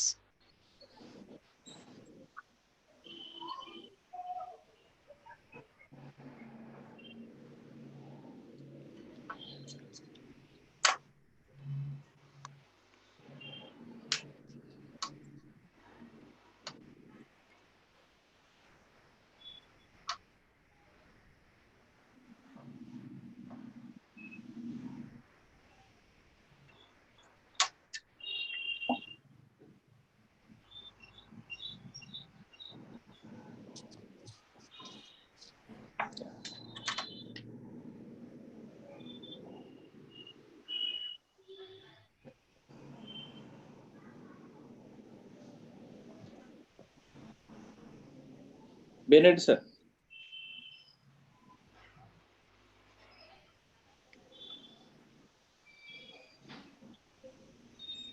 Karthik sir ని panel లోకి తీసుకున్నావా? I'm sir panel ma'am. Okay. B N Reddy sir. సార్కి నేను call చేస్తున్నా, call చేస్తే reach అవ్వట్లేదు. B N Reddy sir.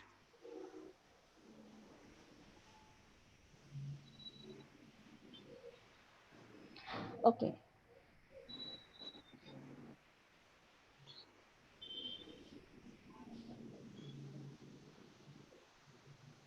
Dear participants, please bear with us.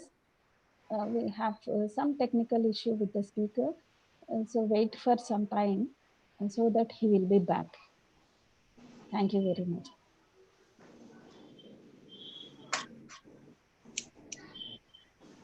Yes.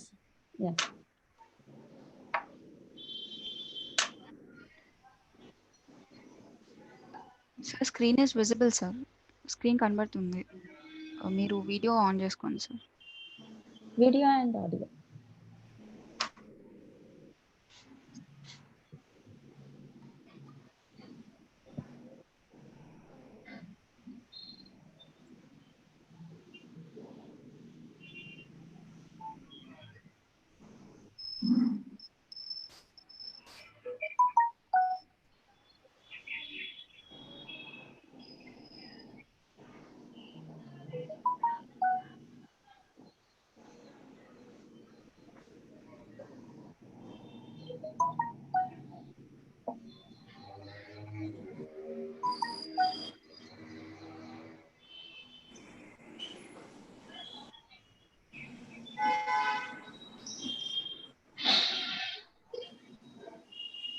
So the PPT is visible, sir, now.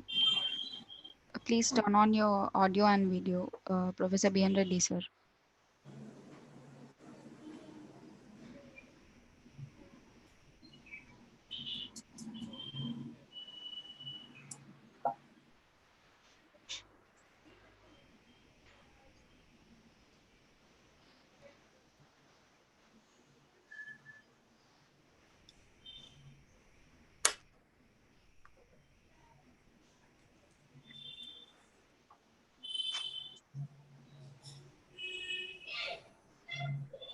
BND sir, unmute your mic, sir.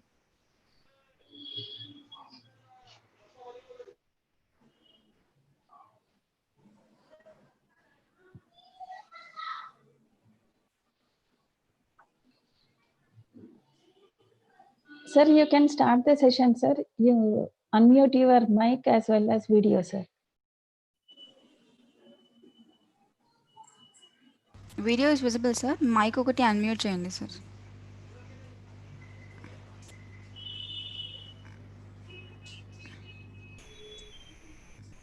కింద మీకు mute symbol ఉంటుంది screen మీద. To the left corner.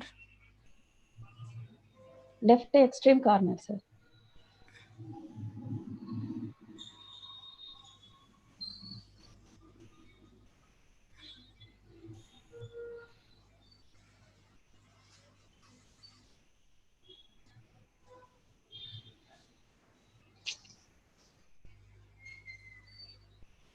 Okay. Yes, sir. Yes, sir. Yes, sir. Okay. So this is just about the definition of the sustainable development. Everybody knows. So the sustainable development goals achieve the following. The main one is economic development. The second one is environmental protection. The third one is the social development. Which factor which will influence the sustainable development? That is, science and technology will play a greater role in achieving these goals. And particularly the governance and the management is also equally important role in achieving these goals. Education and civil society. I think particularly I will focus on the role of the civil society in achieving these goals because their role is very major in this particular context. So I need not to tell this is actually I prepared this presentation for a different lecture for a keynote address I delivered in Assam in Guwahati. That is Science Society and Sustainable Development. I modified certain things here and there. I prepared for this lecture. Anyway, these are the interlinked ones: sustainable development linked with the environment, viable, economic, and equitable, social, and bearable. So you all know these are only basic components of this one. Coming to the little bit background about the sustainable development goals.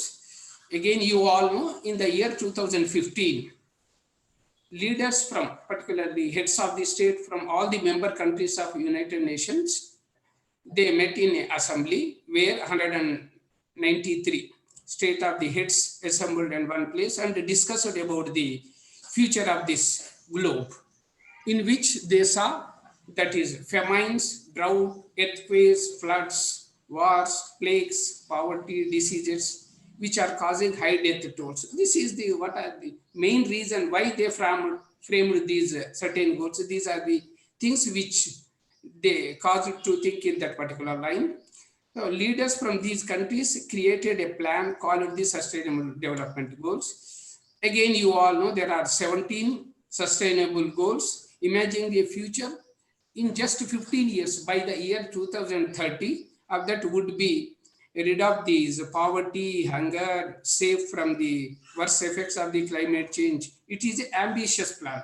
Really, it is over ambitious. But anyway, the deadline of 15 years from the year 2015, already we have completed 5 years, so still 10 more years to go. The United Nations UNDP is the one of the leading organizations working to fulfill the Sustainable Development Goals by the year end 2030.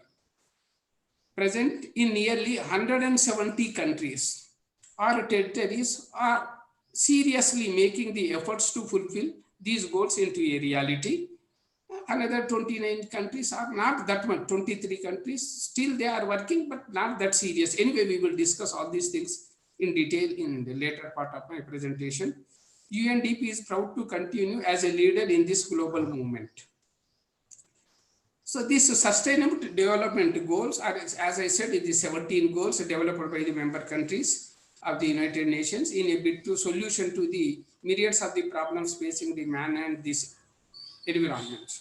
It implies economic development maintained with accessible level to global resources. I think this is the core issue of this entire agenda of the Sustainable Development Goals. It deals with the development that meets the needs of the present without compromising the ability of the future generations to meet their own needs. The Sustainable Development Goals came into operation as a result of the failure of the MDG, Millennium Development Goals. Just I will show one or two slides where the problem lies, why we failed in achieving the Millennium Development Goals.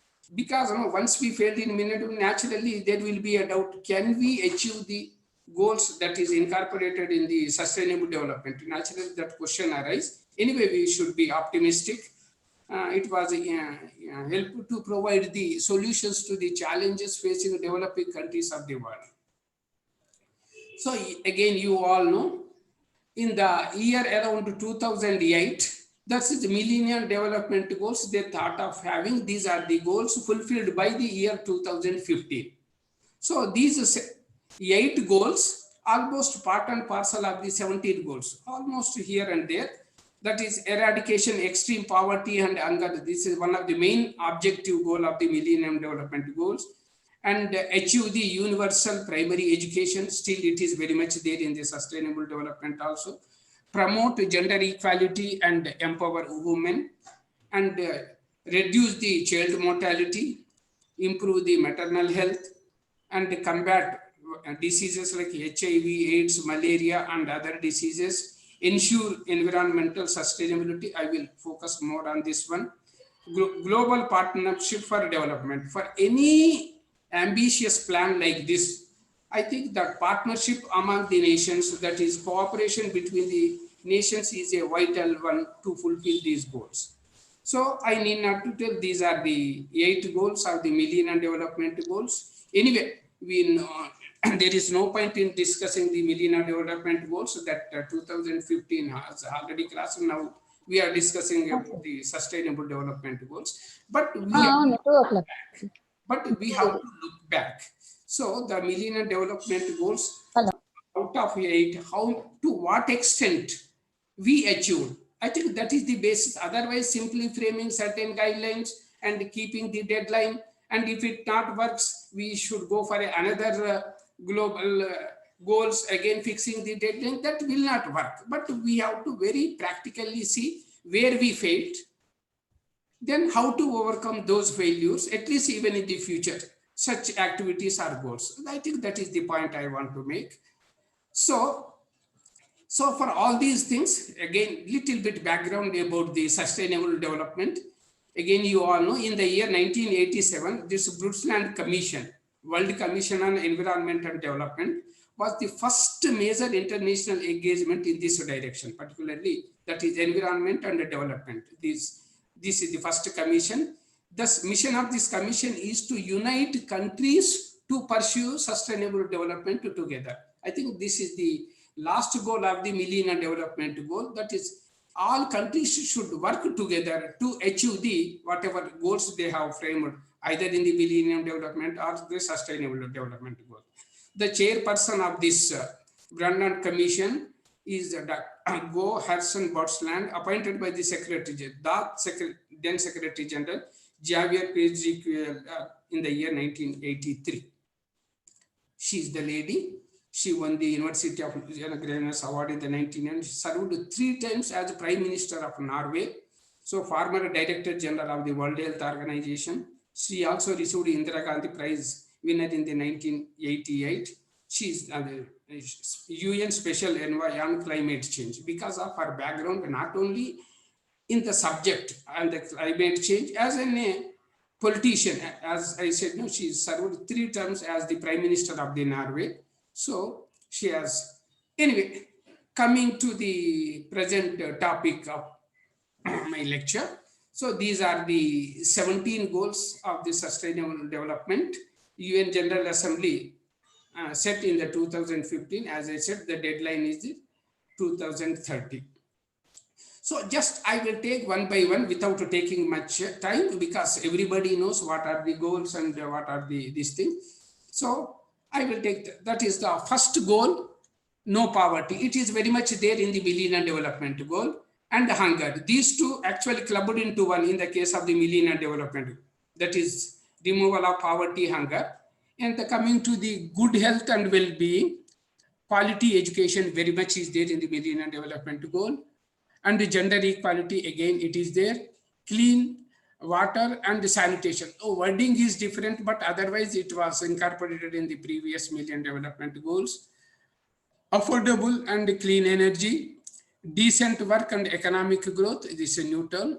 Industry, innovation and infrastructure, reduced inequalities, again it is there. Sustainable cities and communities, responsible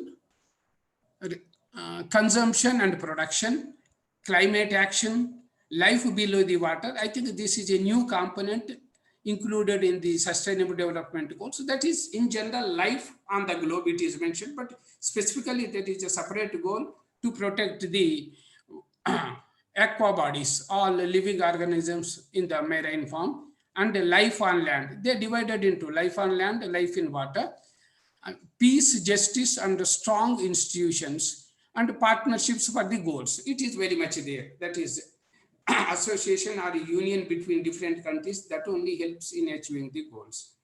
So this is again interlinking of different factors with the Sustainable Development Goals.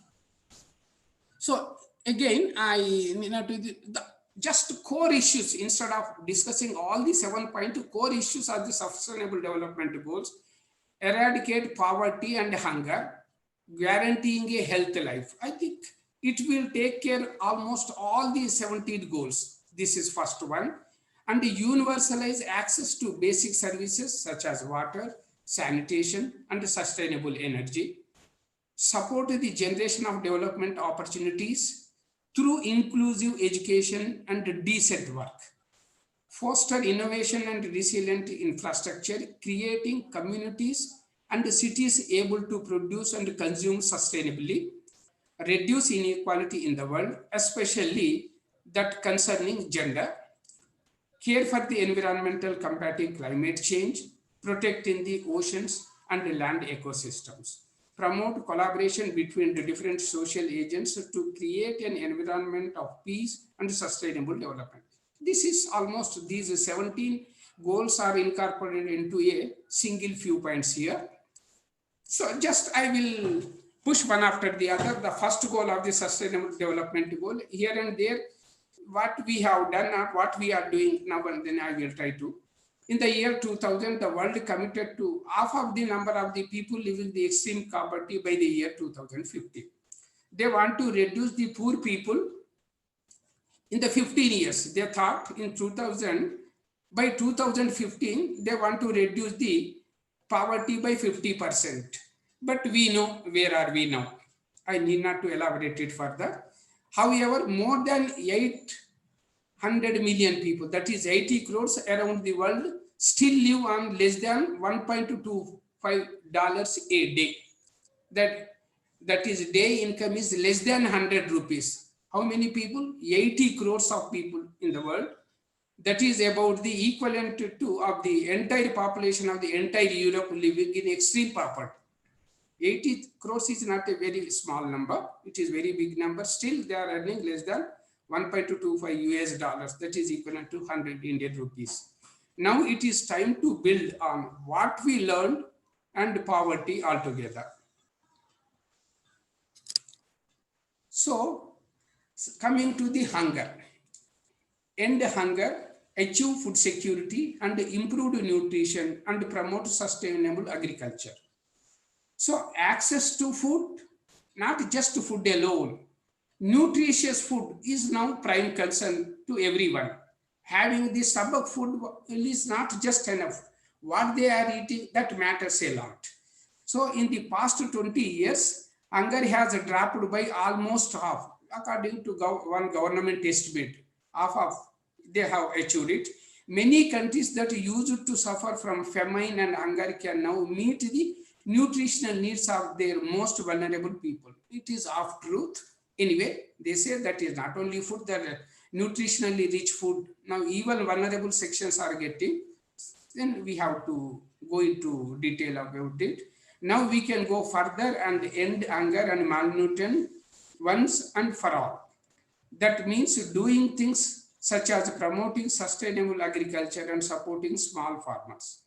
Imagine a world where everyone has access to sufficient nutritious food for year round.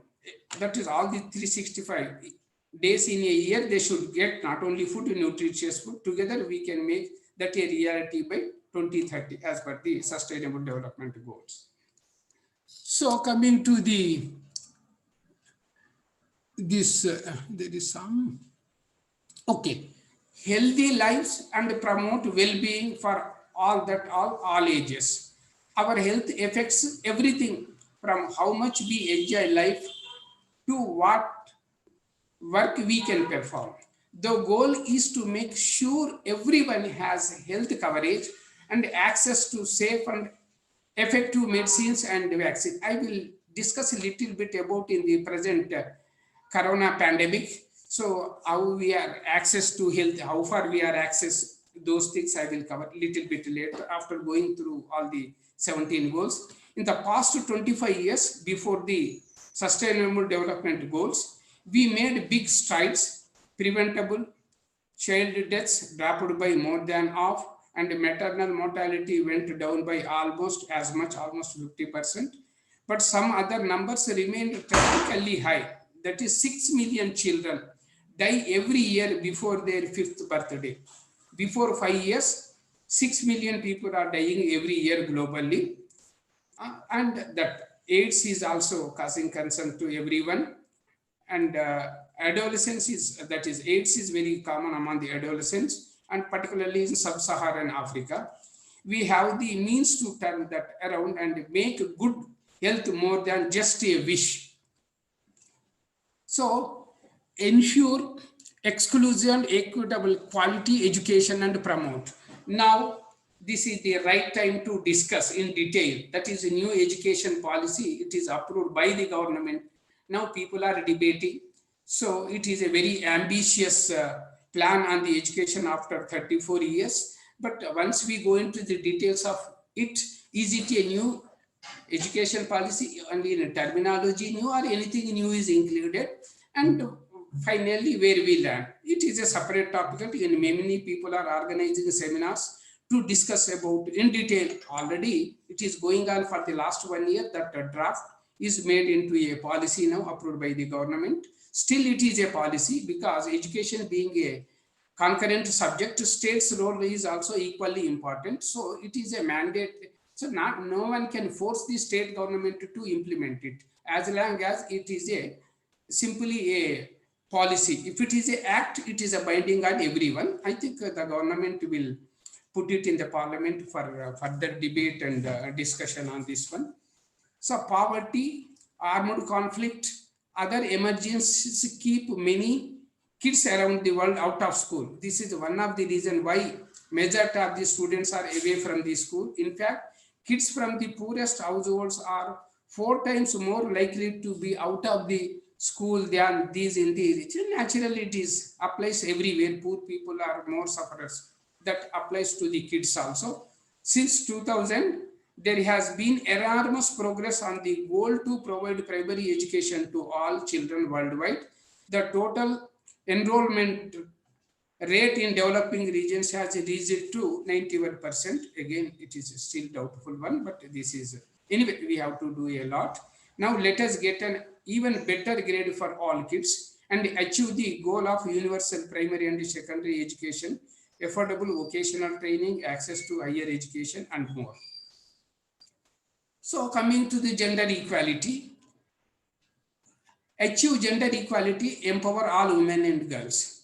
So here I will share earlier one of our mentor, Dr. Mahtab S. Bamji, Government of India, Minister of Science and Technology from a group, task force on women in science. So she prepared a well detailed draft.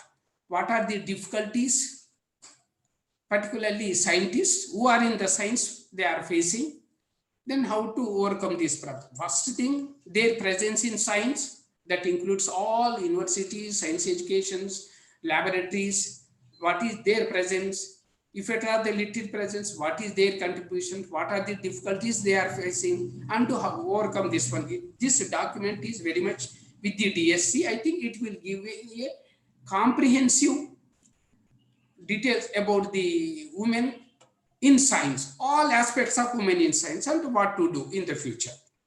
We can celebrate the great progress the world has made, but in way, women and girls are lagging behind. Reasons are many, not because of they don't have any talent. There are still gross inequalities in work and wages, lots of unpaid women work such as childcare, domestic work, and discrimination in public decision making. But there are groups for hope. There are grounds for hope. More girls are in school now compared to 2000. Most regions have reached gender parity in primary education. To a certain extent, primary educations, the girls are coming, but when it comes to +2 and higher education, still we have to do a lot. Percentage of women getting paid for their work is on the rise. Sustainable Development Goals aim to build on these achievements to ensure that there is an end to discrimination against the women and girls everywhere. I will quickly rush. Ensure availability and sustainable management of water and sanitation for all. Everyone on earth should have access to safe and affordable drinking water. That is the goal of 2030. While many people take clean drinking water and sanitation for granted, many others don't. Water scarcity affects more than 40% of people around the world, and that number is projected to go even higher as a result of climate change. So climate change coming in a big way, I think we have to face many more problems in the waterfront. If we continue the path we are on, by 2050, at least 1 in 4 people are likely to be affected recurring water shortages. But we can take a new path, more international cooperation, protected wastelands and rivers, sharing water treatment technologies that leads to accomplishing this goal. But it is more focused on the safe drinking water when it comes to the sanitation. Sanitation, it is global problem, even though India declared on October 2nd of 2019, about 10 months ago, India is open defecation free. Our Prime Minister of India declared it in Sabarmati Ashram on October 2nd on the Gandhi birthday. India, whether it is rural or urban, now there is no open defecation. But there are still many reports, no, just it is probably announced, but still there are many. It is not, if you go to a remote places or city urban area, still open defecation is a common feature. But the Swachh Bharat mission is taking a lead in eradication of this open defecation. I think it is not 100% open defecation to India now, but we have to do a lot in this direction. So coming to the second goal, ensure access to affordable, reliable, sustainable, and modern energy. So that between 1990 and 22, the number of people with access to electricity increased by, naturally people are, we can say there are only few packets in the country or globally, there is no power. Otherwise, everywhere electricity is there. Still there are few places, but in general, and yet as the world population continues to rise, still more people will need cheap energy. Energy should be cheap and sustainable to light their homes and streets, use phones and computers and do their everyday business. How we can get that energy? Fossil fuels, greenhouse gases are making drastic changes in the climate, leading to big problems on energy continent. So Instead, we can become more energy efficient and invest in clean energy sources such as the solar and wind. That way, we will meet electricity needs and protect the environment. This is the most balancing act. Here, no, whenever we say cheap energy, reliable energy, it will not affect the environment.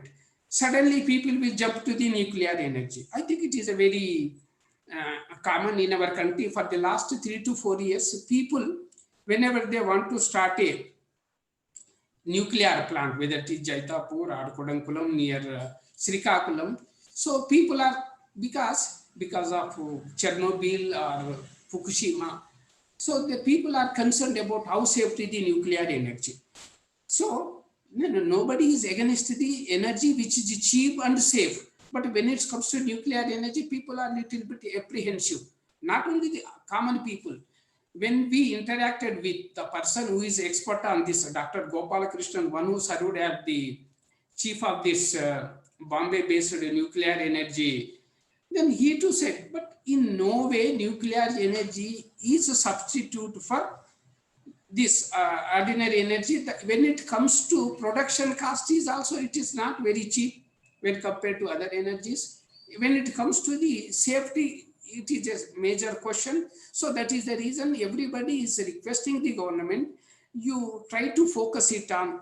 We have a lot of solar energy, almost out of 365 days, nearly 350 days, we will get almost 8 to 10 hours of sunlight. So why we are failing to make use of the solar energy? Now we are doing little bit, but we have to do a lot. Coming to the wind energy, these are the two major sources of energy, which is very cheap, unless we have to develop the technology to read this one. And it is very safe and environment friendly. That is the reason we have to focus on these things rather than a risky one. But many times they say, but unless people are convinced it is completely safe, naturally people are not going to accept such thing. Coming to the decent work and economic growth, just I will skip it. I am not going to focus much on it. And build resilient infrastructure. Again, I will skip it because very limited time. Inequality within and among the countries. The rich get richer and the poor get poorer. It applies, I think even 20 years back or 50 years back, I think even in future also, the same quotation will remain active. The divide has never been starker, weaken, and most adopt policies that create opportunity for everyone, regardless who they are and where they come from. Income inequality is a global problem that requires global solution. That means providing the regulation of the financial market, institutions sending development aid where it most needed, and helping people migrate safely so they can pursue opportunities. So this is sustainable cities and communities. Again, in the backdrop of the corona, when it comes to cities like Mumbai, Chennai, Delhi, so we know how people are struggling and facing the difficulties in slums, particularly in the backdrop of the corona.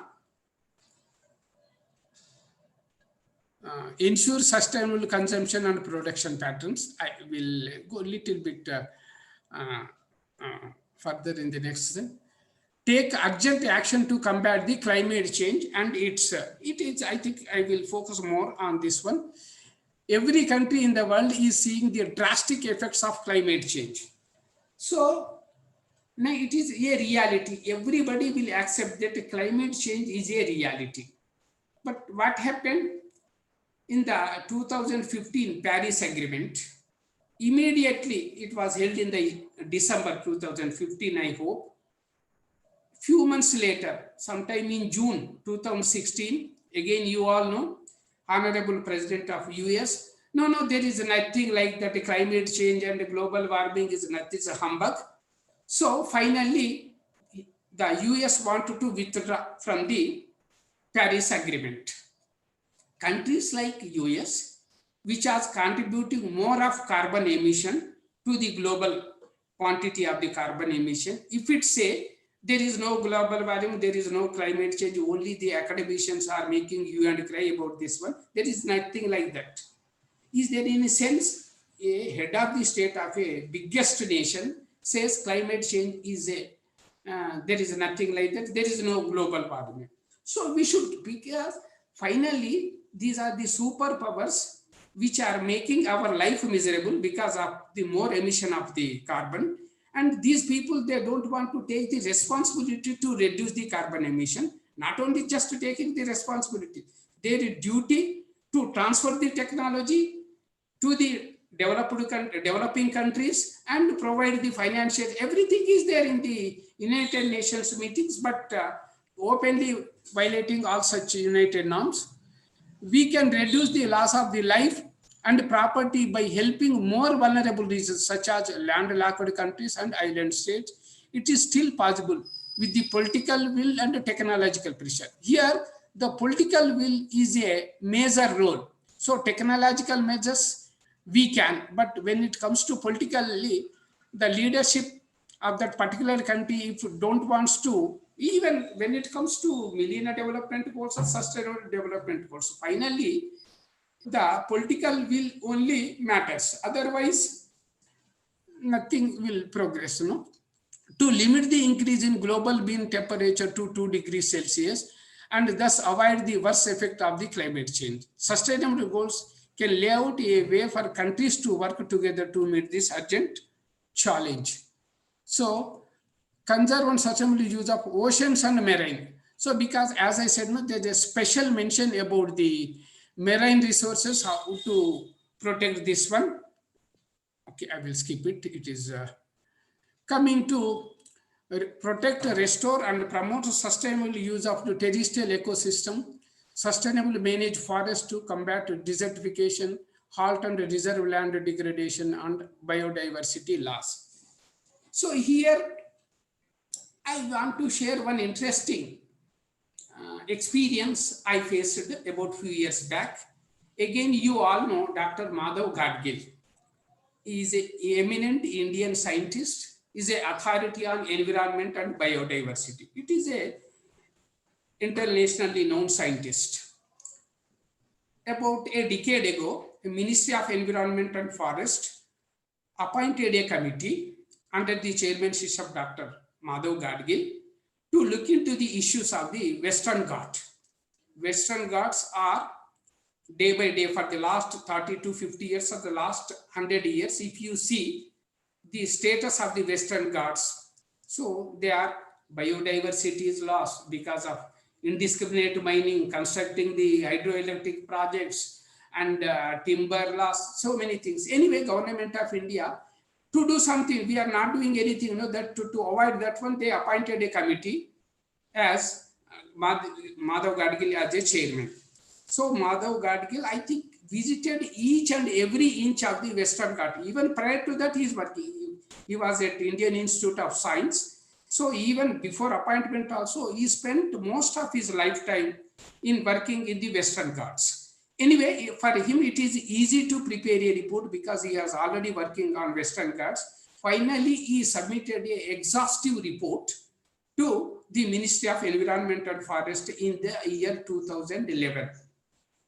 It is an exhaustive report.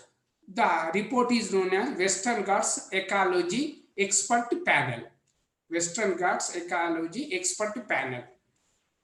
So he gone into the details. What are the reasons for the destruction of the Western Ghats? How to protect it in a phased manner. What are the immediate steps? What are the steps to be taken the next 5 years? What are the long-term measures? So he submitted the report in the first half of the 2011. So Government of India, the then Government of India, Ministry of Science and Technology, particularly the Environment and Science, they kept it in the desk, in the Almara, locked seal. So nothing has happened. During that critical juncture, I attended a meeting in Bangalore where Dr. Madhav Gadgil delivered a keynote address. During the tea-break time, I met him. I think this is sometime in December of 2011. He already submitted 6 months back a report to the Government of India. So casually, I asked him, sir, you have submitted an exhaustive report by working on it. I think you were 30 years of your struggle to protect the Western Ghats. It came into a report form, but the government is, nobody knows what is inside the report. Not it kept it open. It is access to each and everyone, what he recommended, what are the solutions he suggested.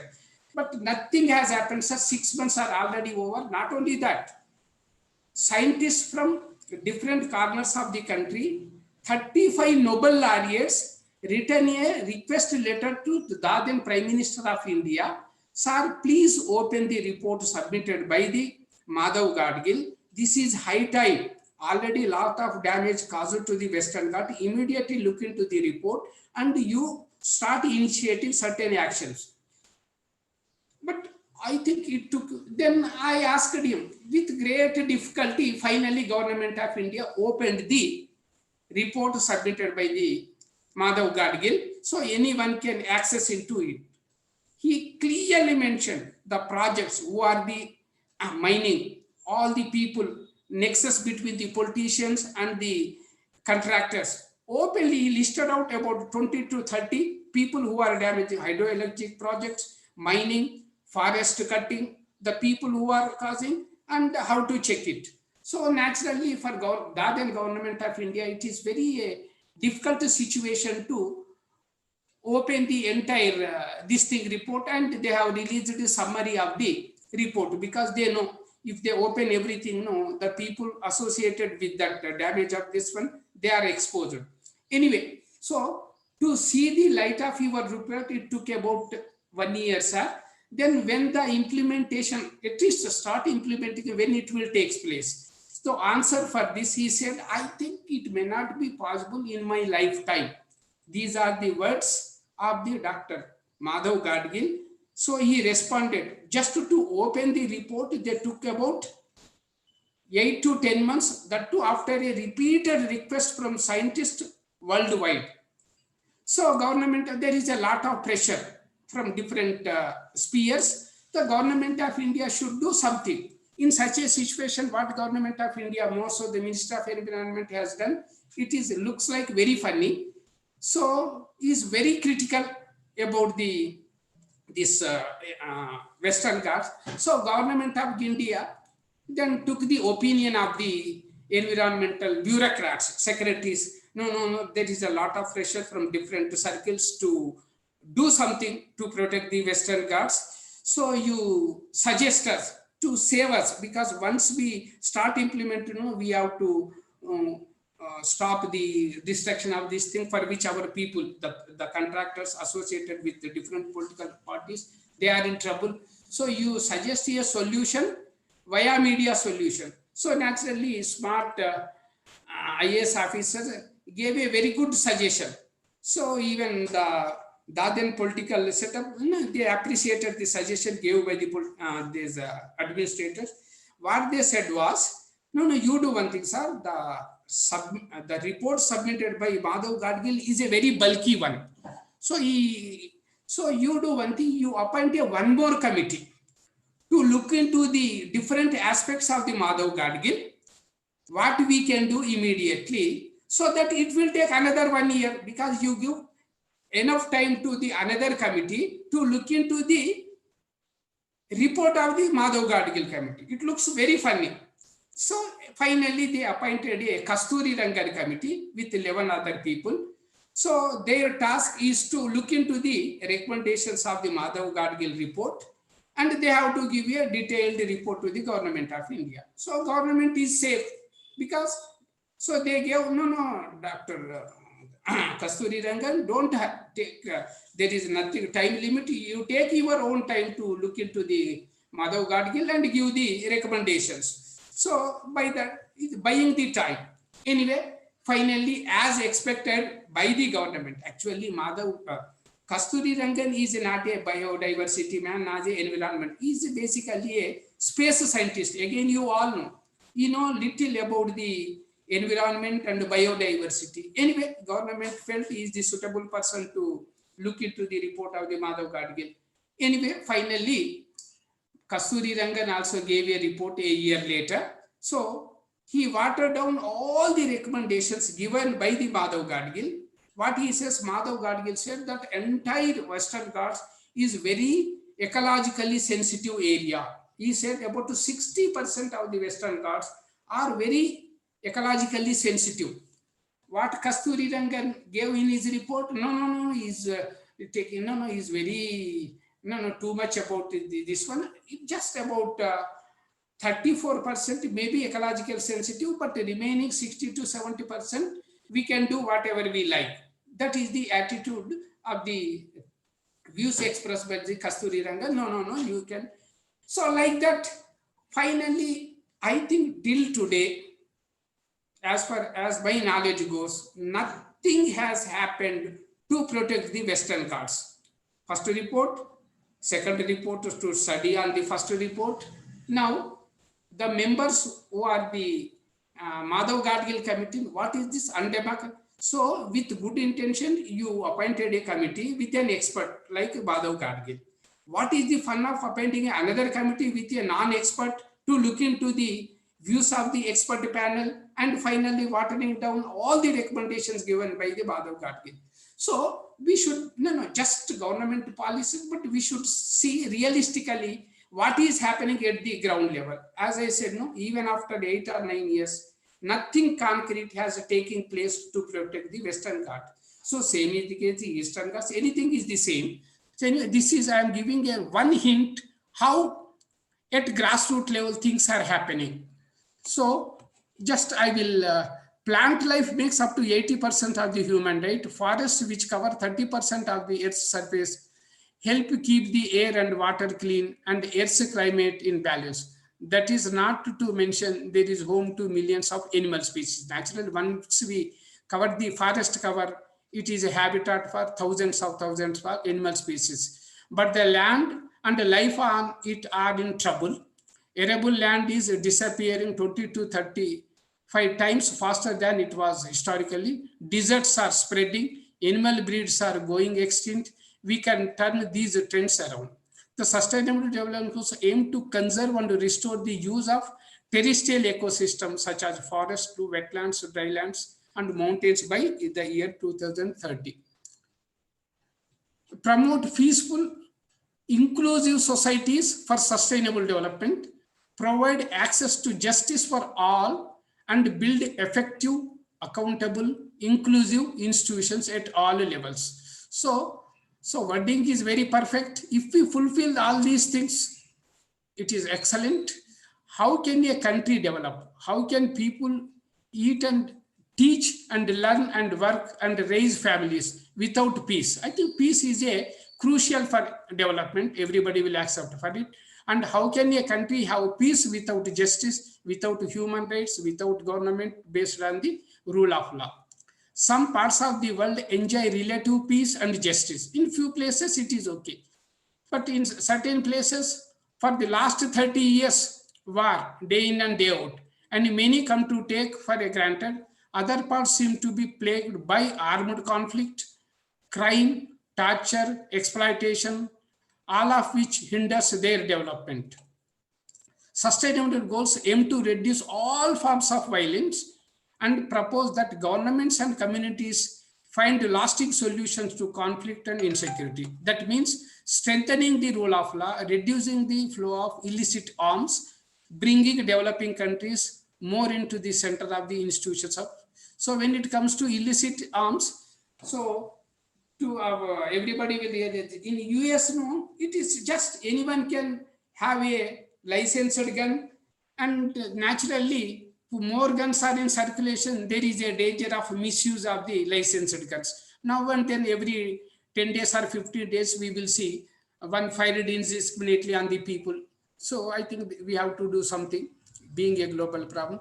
Here, coming to the last point, it is very much there in as a last point, even in the Millennium Development, that is cooperation between the nations. Strengthen the means of implementation and revitalize the global partnership for sustainable development. Sustainable goals are pretty big to-do list.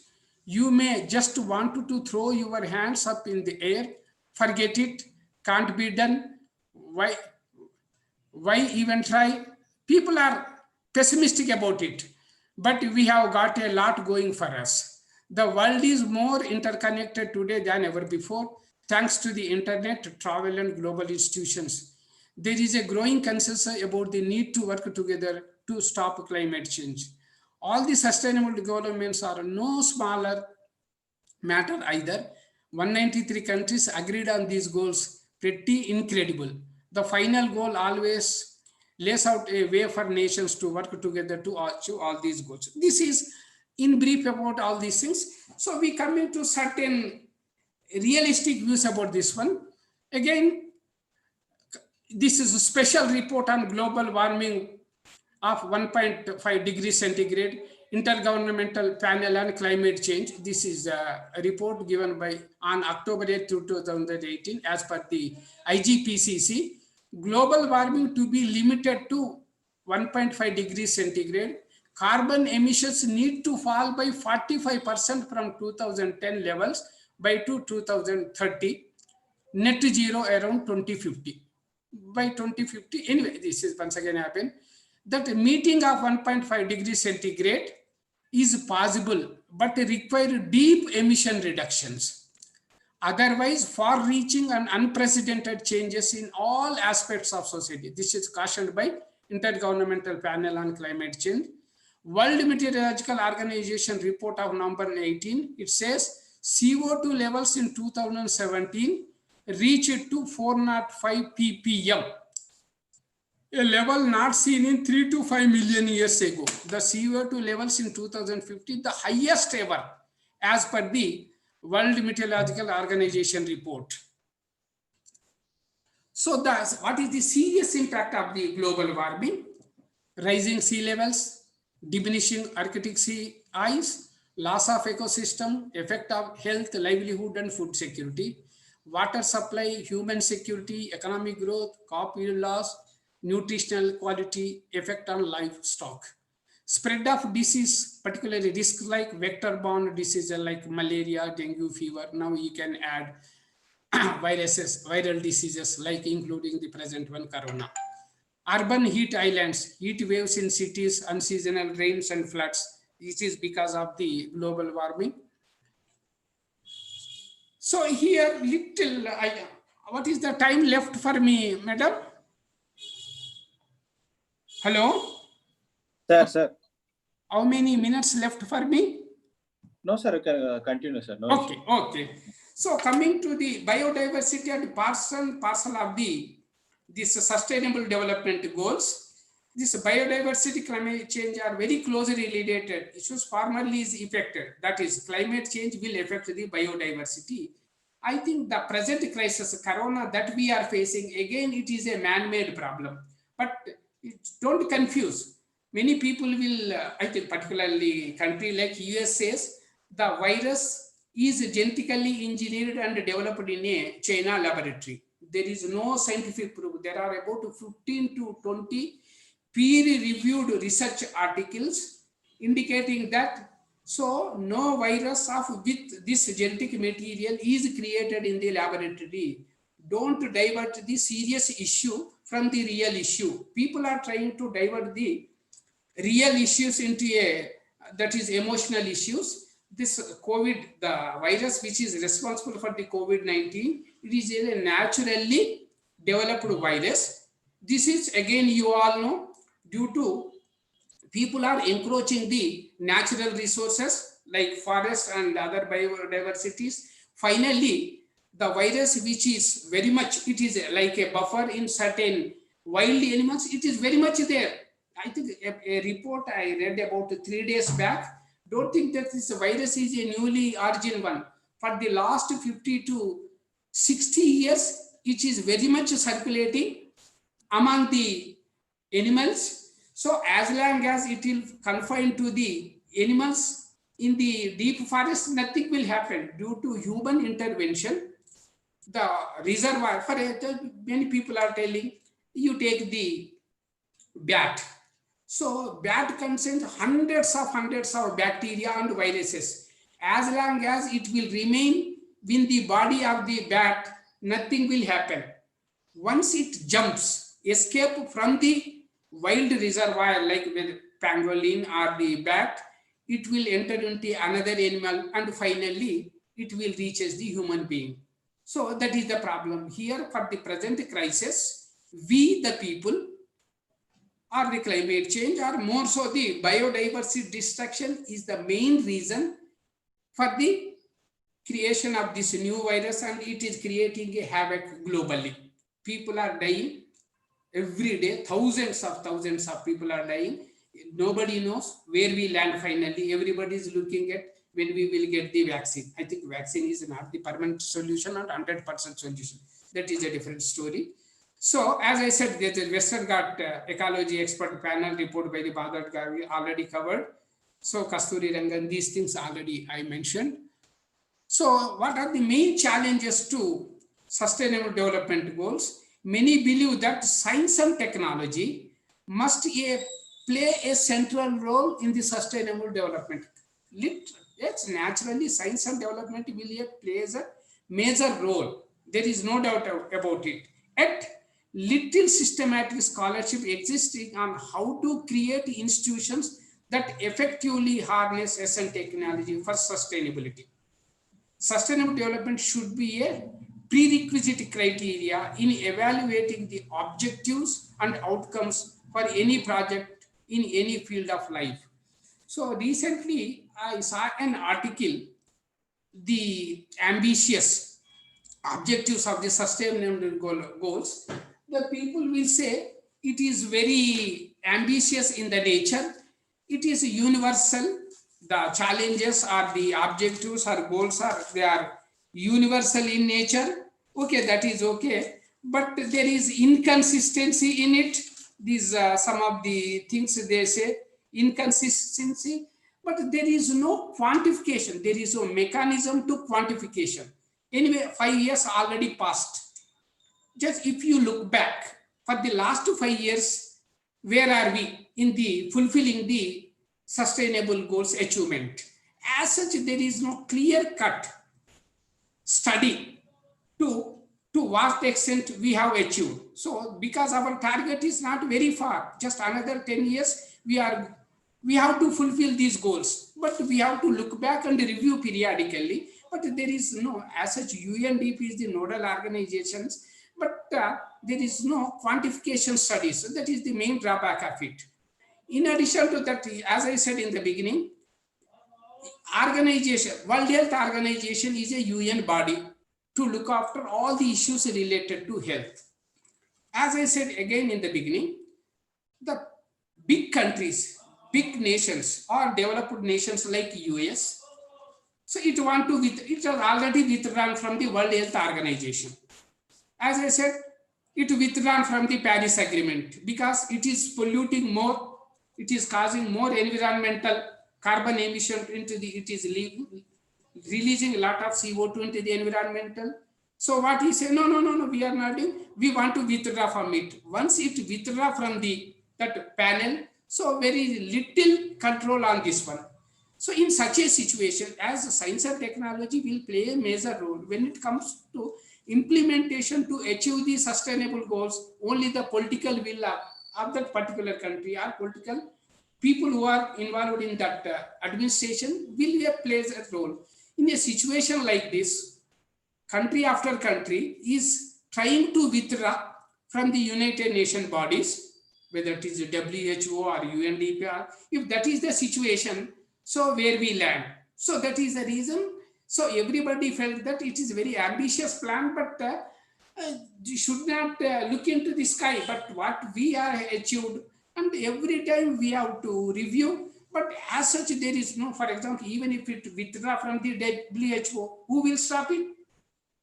Trump says, no, we want to withdraw from the WHO because the WHO is supporting the China because of political reasons, geopolitical reasons maybe. But when it comes to a norms, international norms, being in the that UN body, you fight. If there are any such this thing, you be in that body and to try to remove that one. If there is any discrepancy and it is favoring one country, be in the body and fight for it.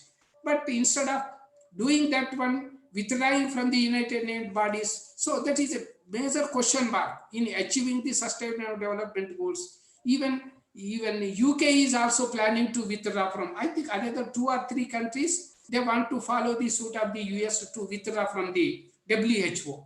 So once it started, so finally the ambitious plans we designed in the sustainable development goals, this is the major question mark. Really we will, how far we will achieve. So it is not just releasing the events, but finally there is a watchdog system to check each and every aspect of it. So then how to achieve sustainable development? Many of the challenges facing humankind, such as climate change, threat to biodiversity, water scarcity, inequality, hunger, can only be resolved at a global level and by promoting sustainable development. A commitment to social progress, environmental balance, and economic growth.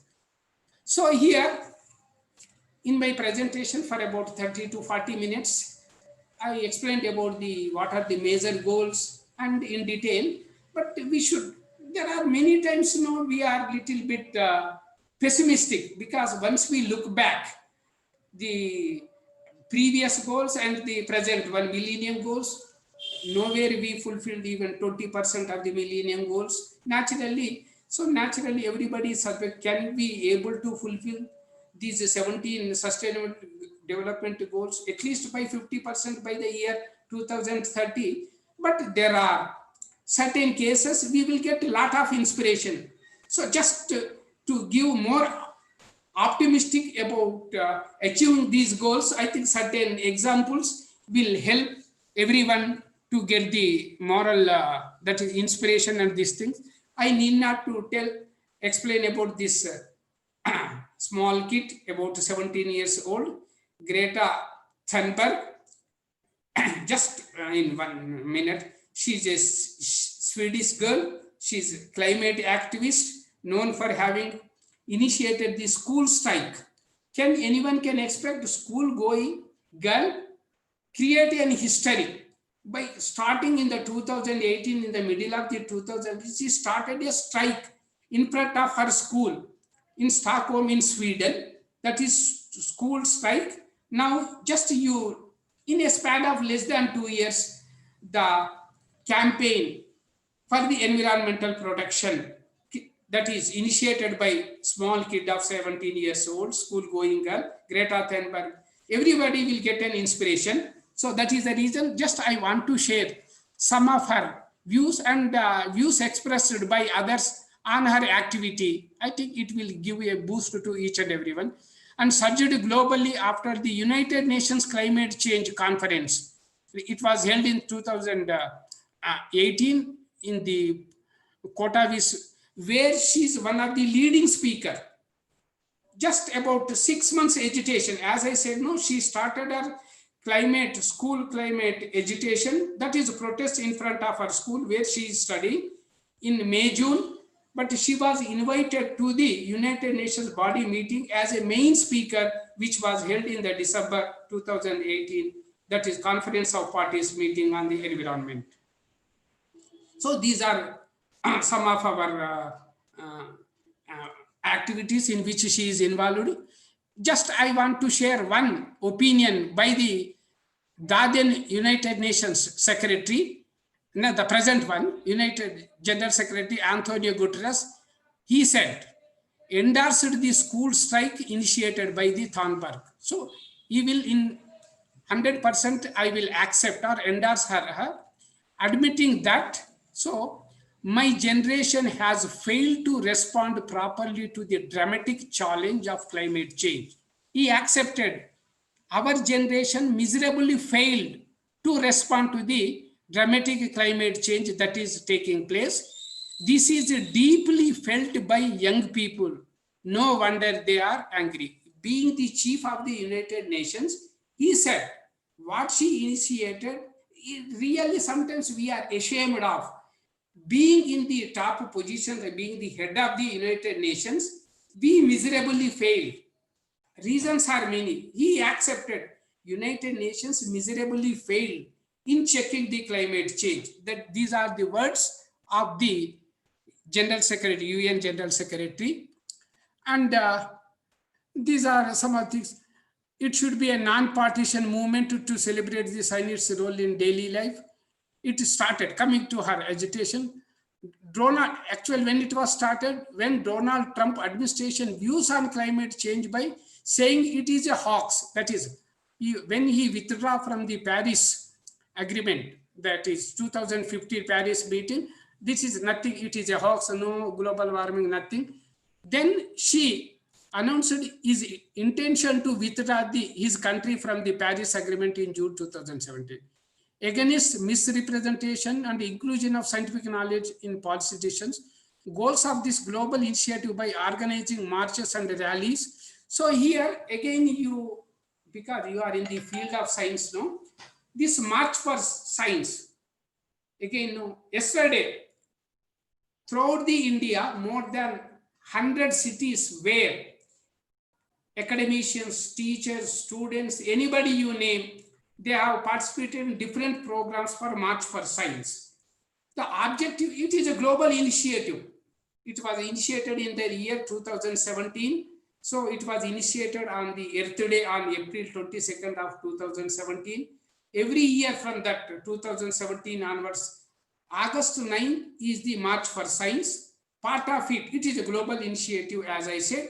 India, yesterday being the August 9th, even we too, certain activists working in science popular organizations organized several programs, March for Science, with 2 or 3 major objectives, that is requesting the governments everywhere worldwide to allocate enough funds for science and technology. That is the only way we can solve most of the problems. Science and technology will come the first, and the implementation part, the political will. So at least we in India requested 3% of GDP, it should go for science and technology research. What we are spending today in India, still it is less than 1%. The tragedy part of it, again, you all know because you are in the field of science, every year on 3rd of January, scientists will gather in a large gathering. Again, you all know Indian Science Congress. Indian Science Congress is the biggest gathering, congregation of scientists in the entire world. At nowhere in a scientific meeting, more than 15 to 20,000 scientists will assemble at one place every year on January 3rd. Now it is the 106th Indian Science Congress, which was held in January in Bangalore. So again, you all know there is a system or there is a president. Every time Indian Science Congress will be inaugurated by the Prime Minister. Whoever may be the Prime Minister of the country will inaugurate the Indian Science Congress on January 3rd. Coming to the point, in the inaugural address, as I said, the Prime Minister, after inaugurating the Indian Science Congress, he will address. He says, wherever we go, these are the common for the last 15 to 20 years. If you look back, the address of all the successive Prime Ministers, they say, so after Dr. C.V. Raman, no other Indian scientist till today received the Nobel Prize. True Indian scientist, not Indian born scientist. No Indian scientist received the Nobel Prize till today.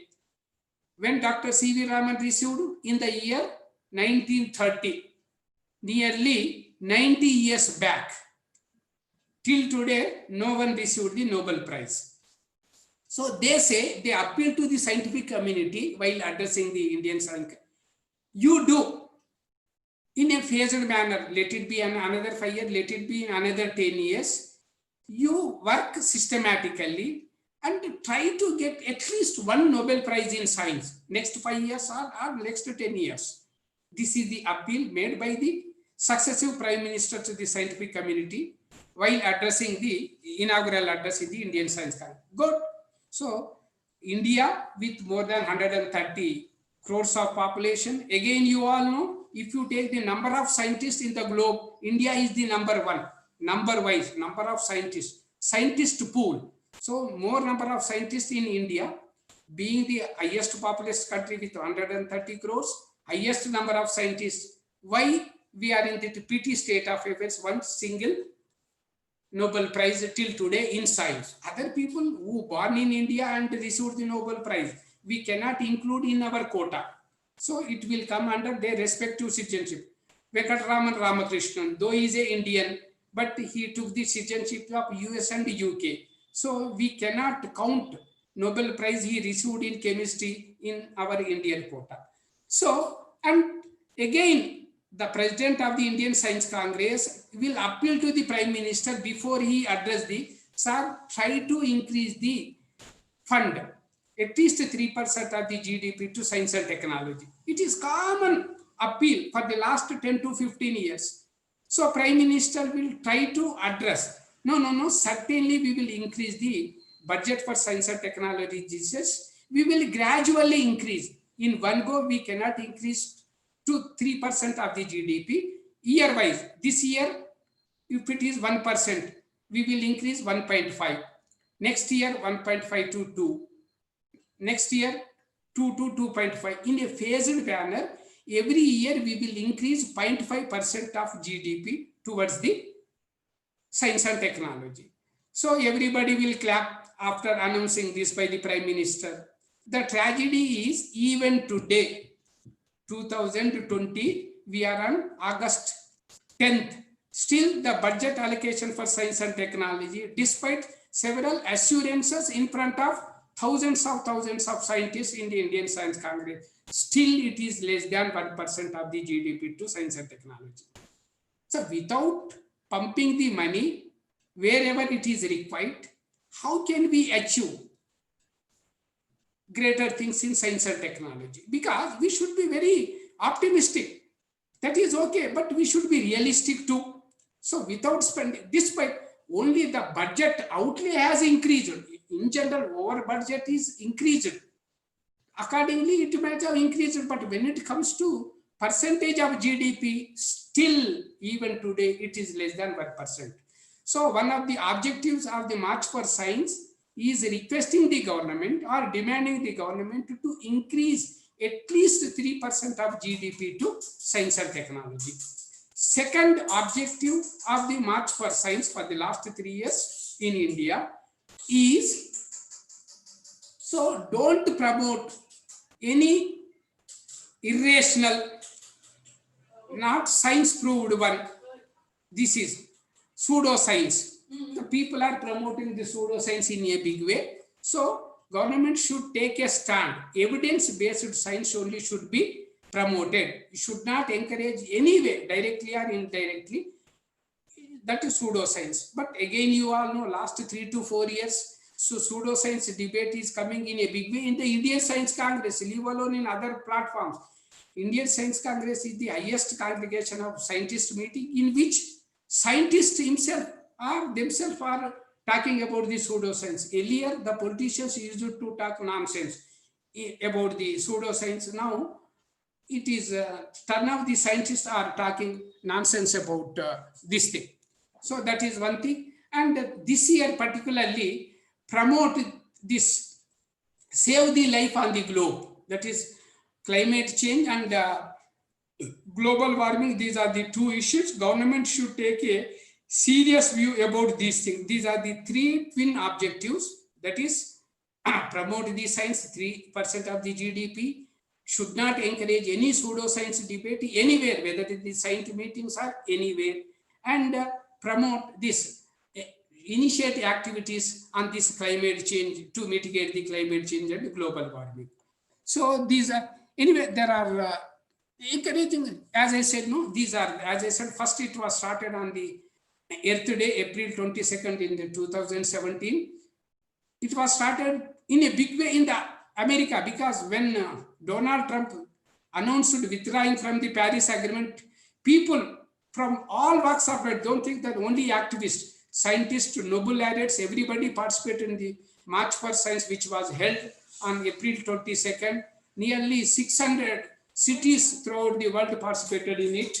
And August 9th, every year from 2017, And April 14th, 2000, again, 2 big rallies worldwide. Last year on May 4th, and again August 9th, and the latest one held on yesterday, that is August 9th. So that's, we assume that government will take it. These are some of the photographs of the March for Science in our country. So coming to just, I will throw a few points. Now, this is the Government of India changed the environmental impact assessment. I think for the last 2 to 3 days, everywhere, that's EIA related articles are coming for the last 3 to 4 days. So I thought of giving 1 or 2, just to focus on this one. The earlier Environmental Assessment, Impact Assessment Act was 2006. Now, they want to make certain changes. No, naturally, everybody will appreciate if the changes are to make a progress in that direction. But I think day before yesterday, I saw a very big article in Hindu. So not only series of articles. So here, just I will throw 1 or 2 issues into your this thing.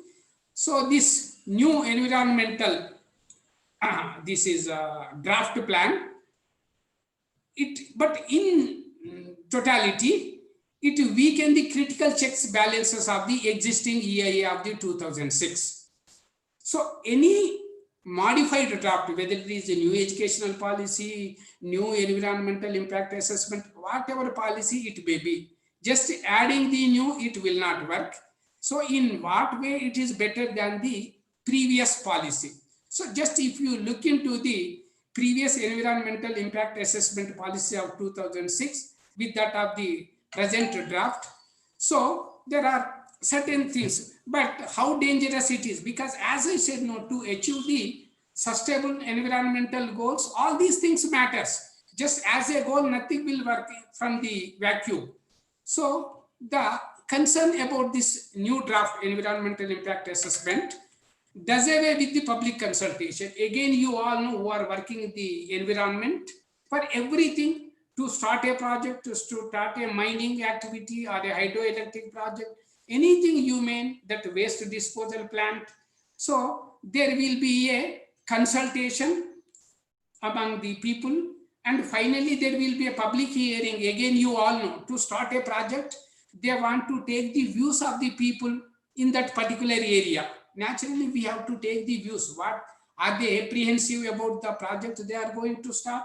Are they happy with this project? So it is a mandatory as per the previous environmental impact assessment of the two.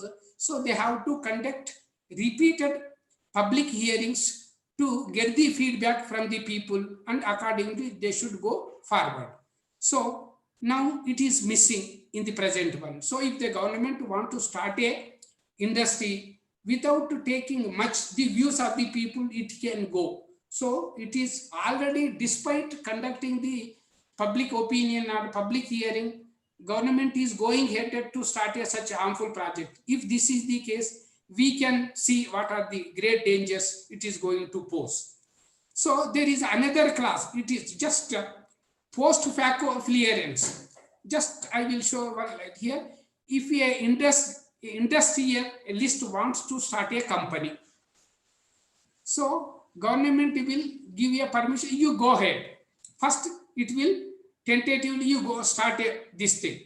Without any valid certificate, it will give a green signal to start a factory. Then regulate by paying the fine. If the company is start producing the products without any clearance, just it gave the permission, then if it is doing as per the norms, well and good. If it is violating the Environmental Protection Act, then how to check it? Then he said, no, for the damage it caused, the company it caused, he can pay the penalty. So like that, building regularization scheme you might have heard. You can construct the building without taking any permission, violating all the norms, but government announces a scheme. If you want to regularize your irregularly constructed house, by paying certain amount.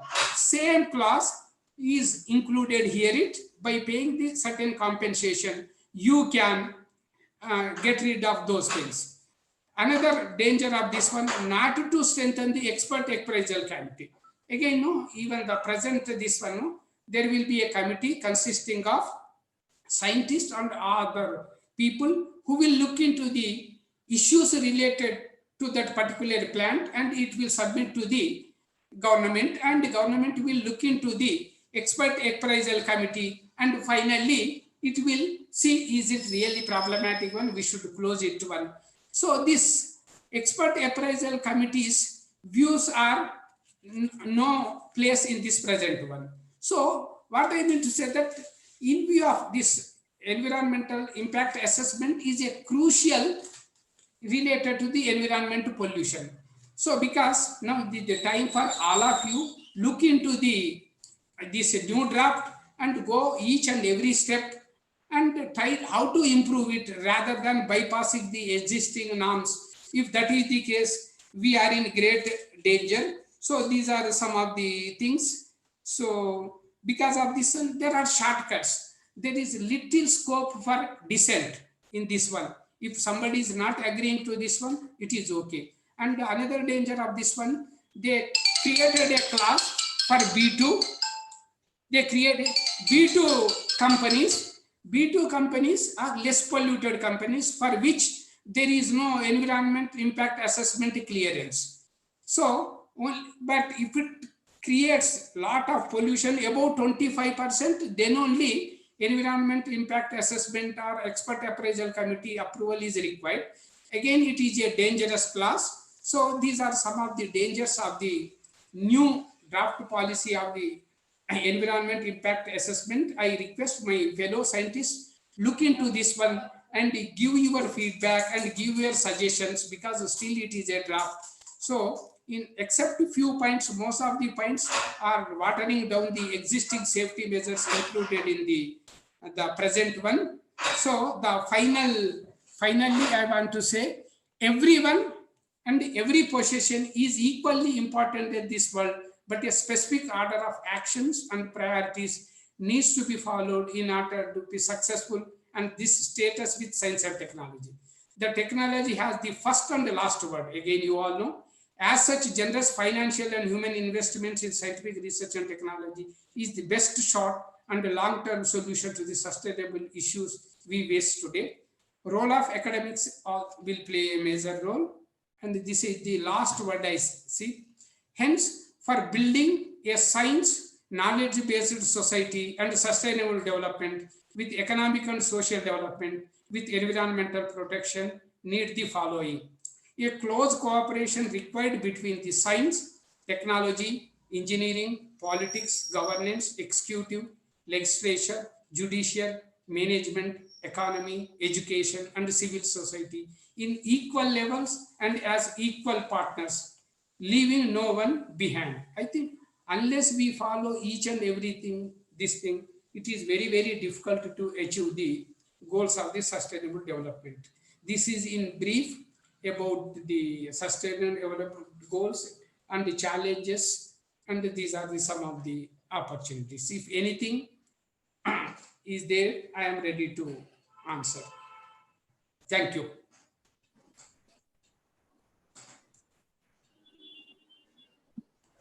Yes, sir. Thank you so much. Thank you so much for your presentation and all, and how you explained about the sustainable development goals and everything. Very insightful about explained about all the 17 goals and everything. And one more thing I want to add, that I want to quote after hearing your biodata and everything clearly. Little loudly, please. Unable. Little loudly.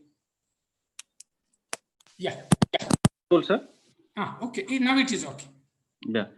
So whatever you explained about the sustainable development goals of UNDP, it's very insightful, and the person who is not related to science and technology or environment department also, in normal person also can understand clearly the government thing, how the situation right now actually. So what are the situations to be taken, and inside and outside the world, India and outside the world also. So explained clearly. Thank you, sir. And one more thing, after seeing your biodata and everything, I want to quote one of the recent movies dialogue. It's like, There won't be any full stops in success. There would be only commas. Success is not a destiny. Success is a journey. So after seeing your biodata, I want to say this. And one more thing I want to add, without any hesitation, I can say you are like a modern and scientific Dronacharya of botany. And thank you so much for your valuable presentation and everything. Shashikala ma'am. Well, thank you. And as I said, as a academic debate like this, okay, we have to discuss on the issues, but when it comes to implementation, that Yes, the sir. civil society, if the government is really interested to implement, I think we have to make the government to implement. Finally, the governments are going to implement the issues, but we can give the feedback as science and technology background. But I think unless otherwise, planning goal after the goal, any millennium development goal has gone. After reaching 2030, we will review only 10% of the goals we achieved. We will plan for another 27 goals. So what I mean to say, unless there is a watchdog, I think unless people will question the government to implement, as in USA, when Trump announced withdraw from the Paris Agreement, people are agitating on the streets. So Yes, sir. I think there should be a mechanism to keep the political stream on the correct platform. That I personally feel. You may or may not agree. I think just by drafting the goals, and that will not work practically. As I said, Gadkil report is a very good example how this Western Ghats. So like that, we can give hundreds of examples, but still we hope something will happen in the future. Yes, sir, you are right. I feel same thing. Like we need to provide any special purpose vehicle to implement these type of things, and in India it's compulsory. Yeah. That is necessary. Actually, we don't have in India. And when the US also withdrawn from the a year actually after Trump elected as a president, out of which many people agitated in the streets of the United States because Trump thought that there is no climate change, then nothing. It's created by the China and everything. It's a marketing strategy. So they felt that. But in reality, we are facing problem due to that, and out of all also we should learn from whatever we are going through the issues or anything. And very insightful, sir. And thank you so much. Thank you for your presentation and everything. Once again, over to Shashikala ma'am. Shashikala ma'am. Sir, please stop the screen sharing, sir.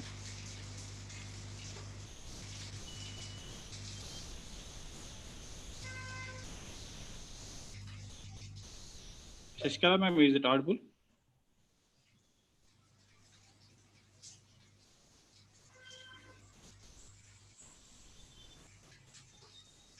Karthik, ma'am is ma'am in the panel? Oh, just now she left. I think due to some. Nageshwar sir. Yeah. Thank you, Karthik. Thank you very much, Professor B. N. Reddy sir, for your detailed, elaborative class lecture of this morning session. It has a very good journey from the beginning, from United Nations goals to sustainable development goals, Millennium Development Goals to sustainable development goals. And you also mentioned about the role of the citizen, role of the scientist in achieving the details, in achieving or in doing science in a people's perspective. Thank you very much from the organizing committee, and thank you from on behalf of all the participants. We are very much thankful to you. Thank you very much, sir. Thank you so much, sir. Now we will be breaking for lunch, and after lunch we have the session on water budgeting by Mr. Y. Joel Sumant, consultant, natural resources, and that's from 2 to 3 p.m. And after that we have effective microorganisms in solid waste management by Dr. Freddie Acosta, senior lecturer in technology and innovations, Kenya, South Africa. That will be from 3 to 4. So if there are any instructions more, I would request Nageshwar Rao sir, or else we will break. Only one request. All the participants are requested to fill the feedback form, which is already supplied to you. Feedback and evaluation form. We will be giving one more form in the afternoon of the afternoon sessions. For the 2 sessions in the morning, we have already circulated the feedback form. So please fill it and send immediately. That one. And we are going to take all your details in the afternoon or in the tomorrow So be ready with the details, and we will be circulating a form in which all your contact details will be there, and all these details will be shared with you only. So it is useful for your academic activities. Thank you. With these two instructions, I'll. Sir, actually, there are questions in the question and answer box. So shall we request them to mail to BNRD? Yeah, we will circulate. Yeah, that would be better because we are already exceeded this time. Yeah, we are running out of time. So we will provide the mail ID of Professor B.N. Reddy, sir. And if you want to interact, you can mail to sir regarding all your queries and questions. Yeah, that would be better. Thank you, Sadhana. Thank you very much, sir. Thank you, sir. Thank you so much, sir. Thank you, sir. Thank you so much. Please come back by 2 o'clock. The session will start at 2 o'clock. Sir, I am ending the session. Right? Yes, end the session. Yeah. Bye, sir.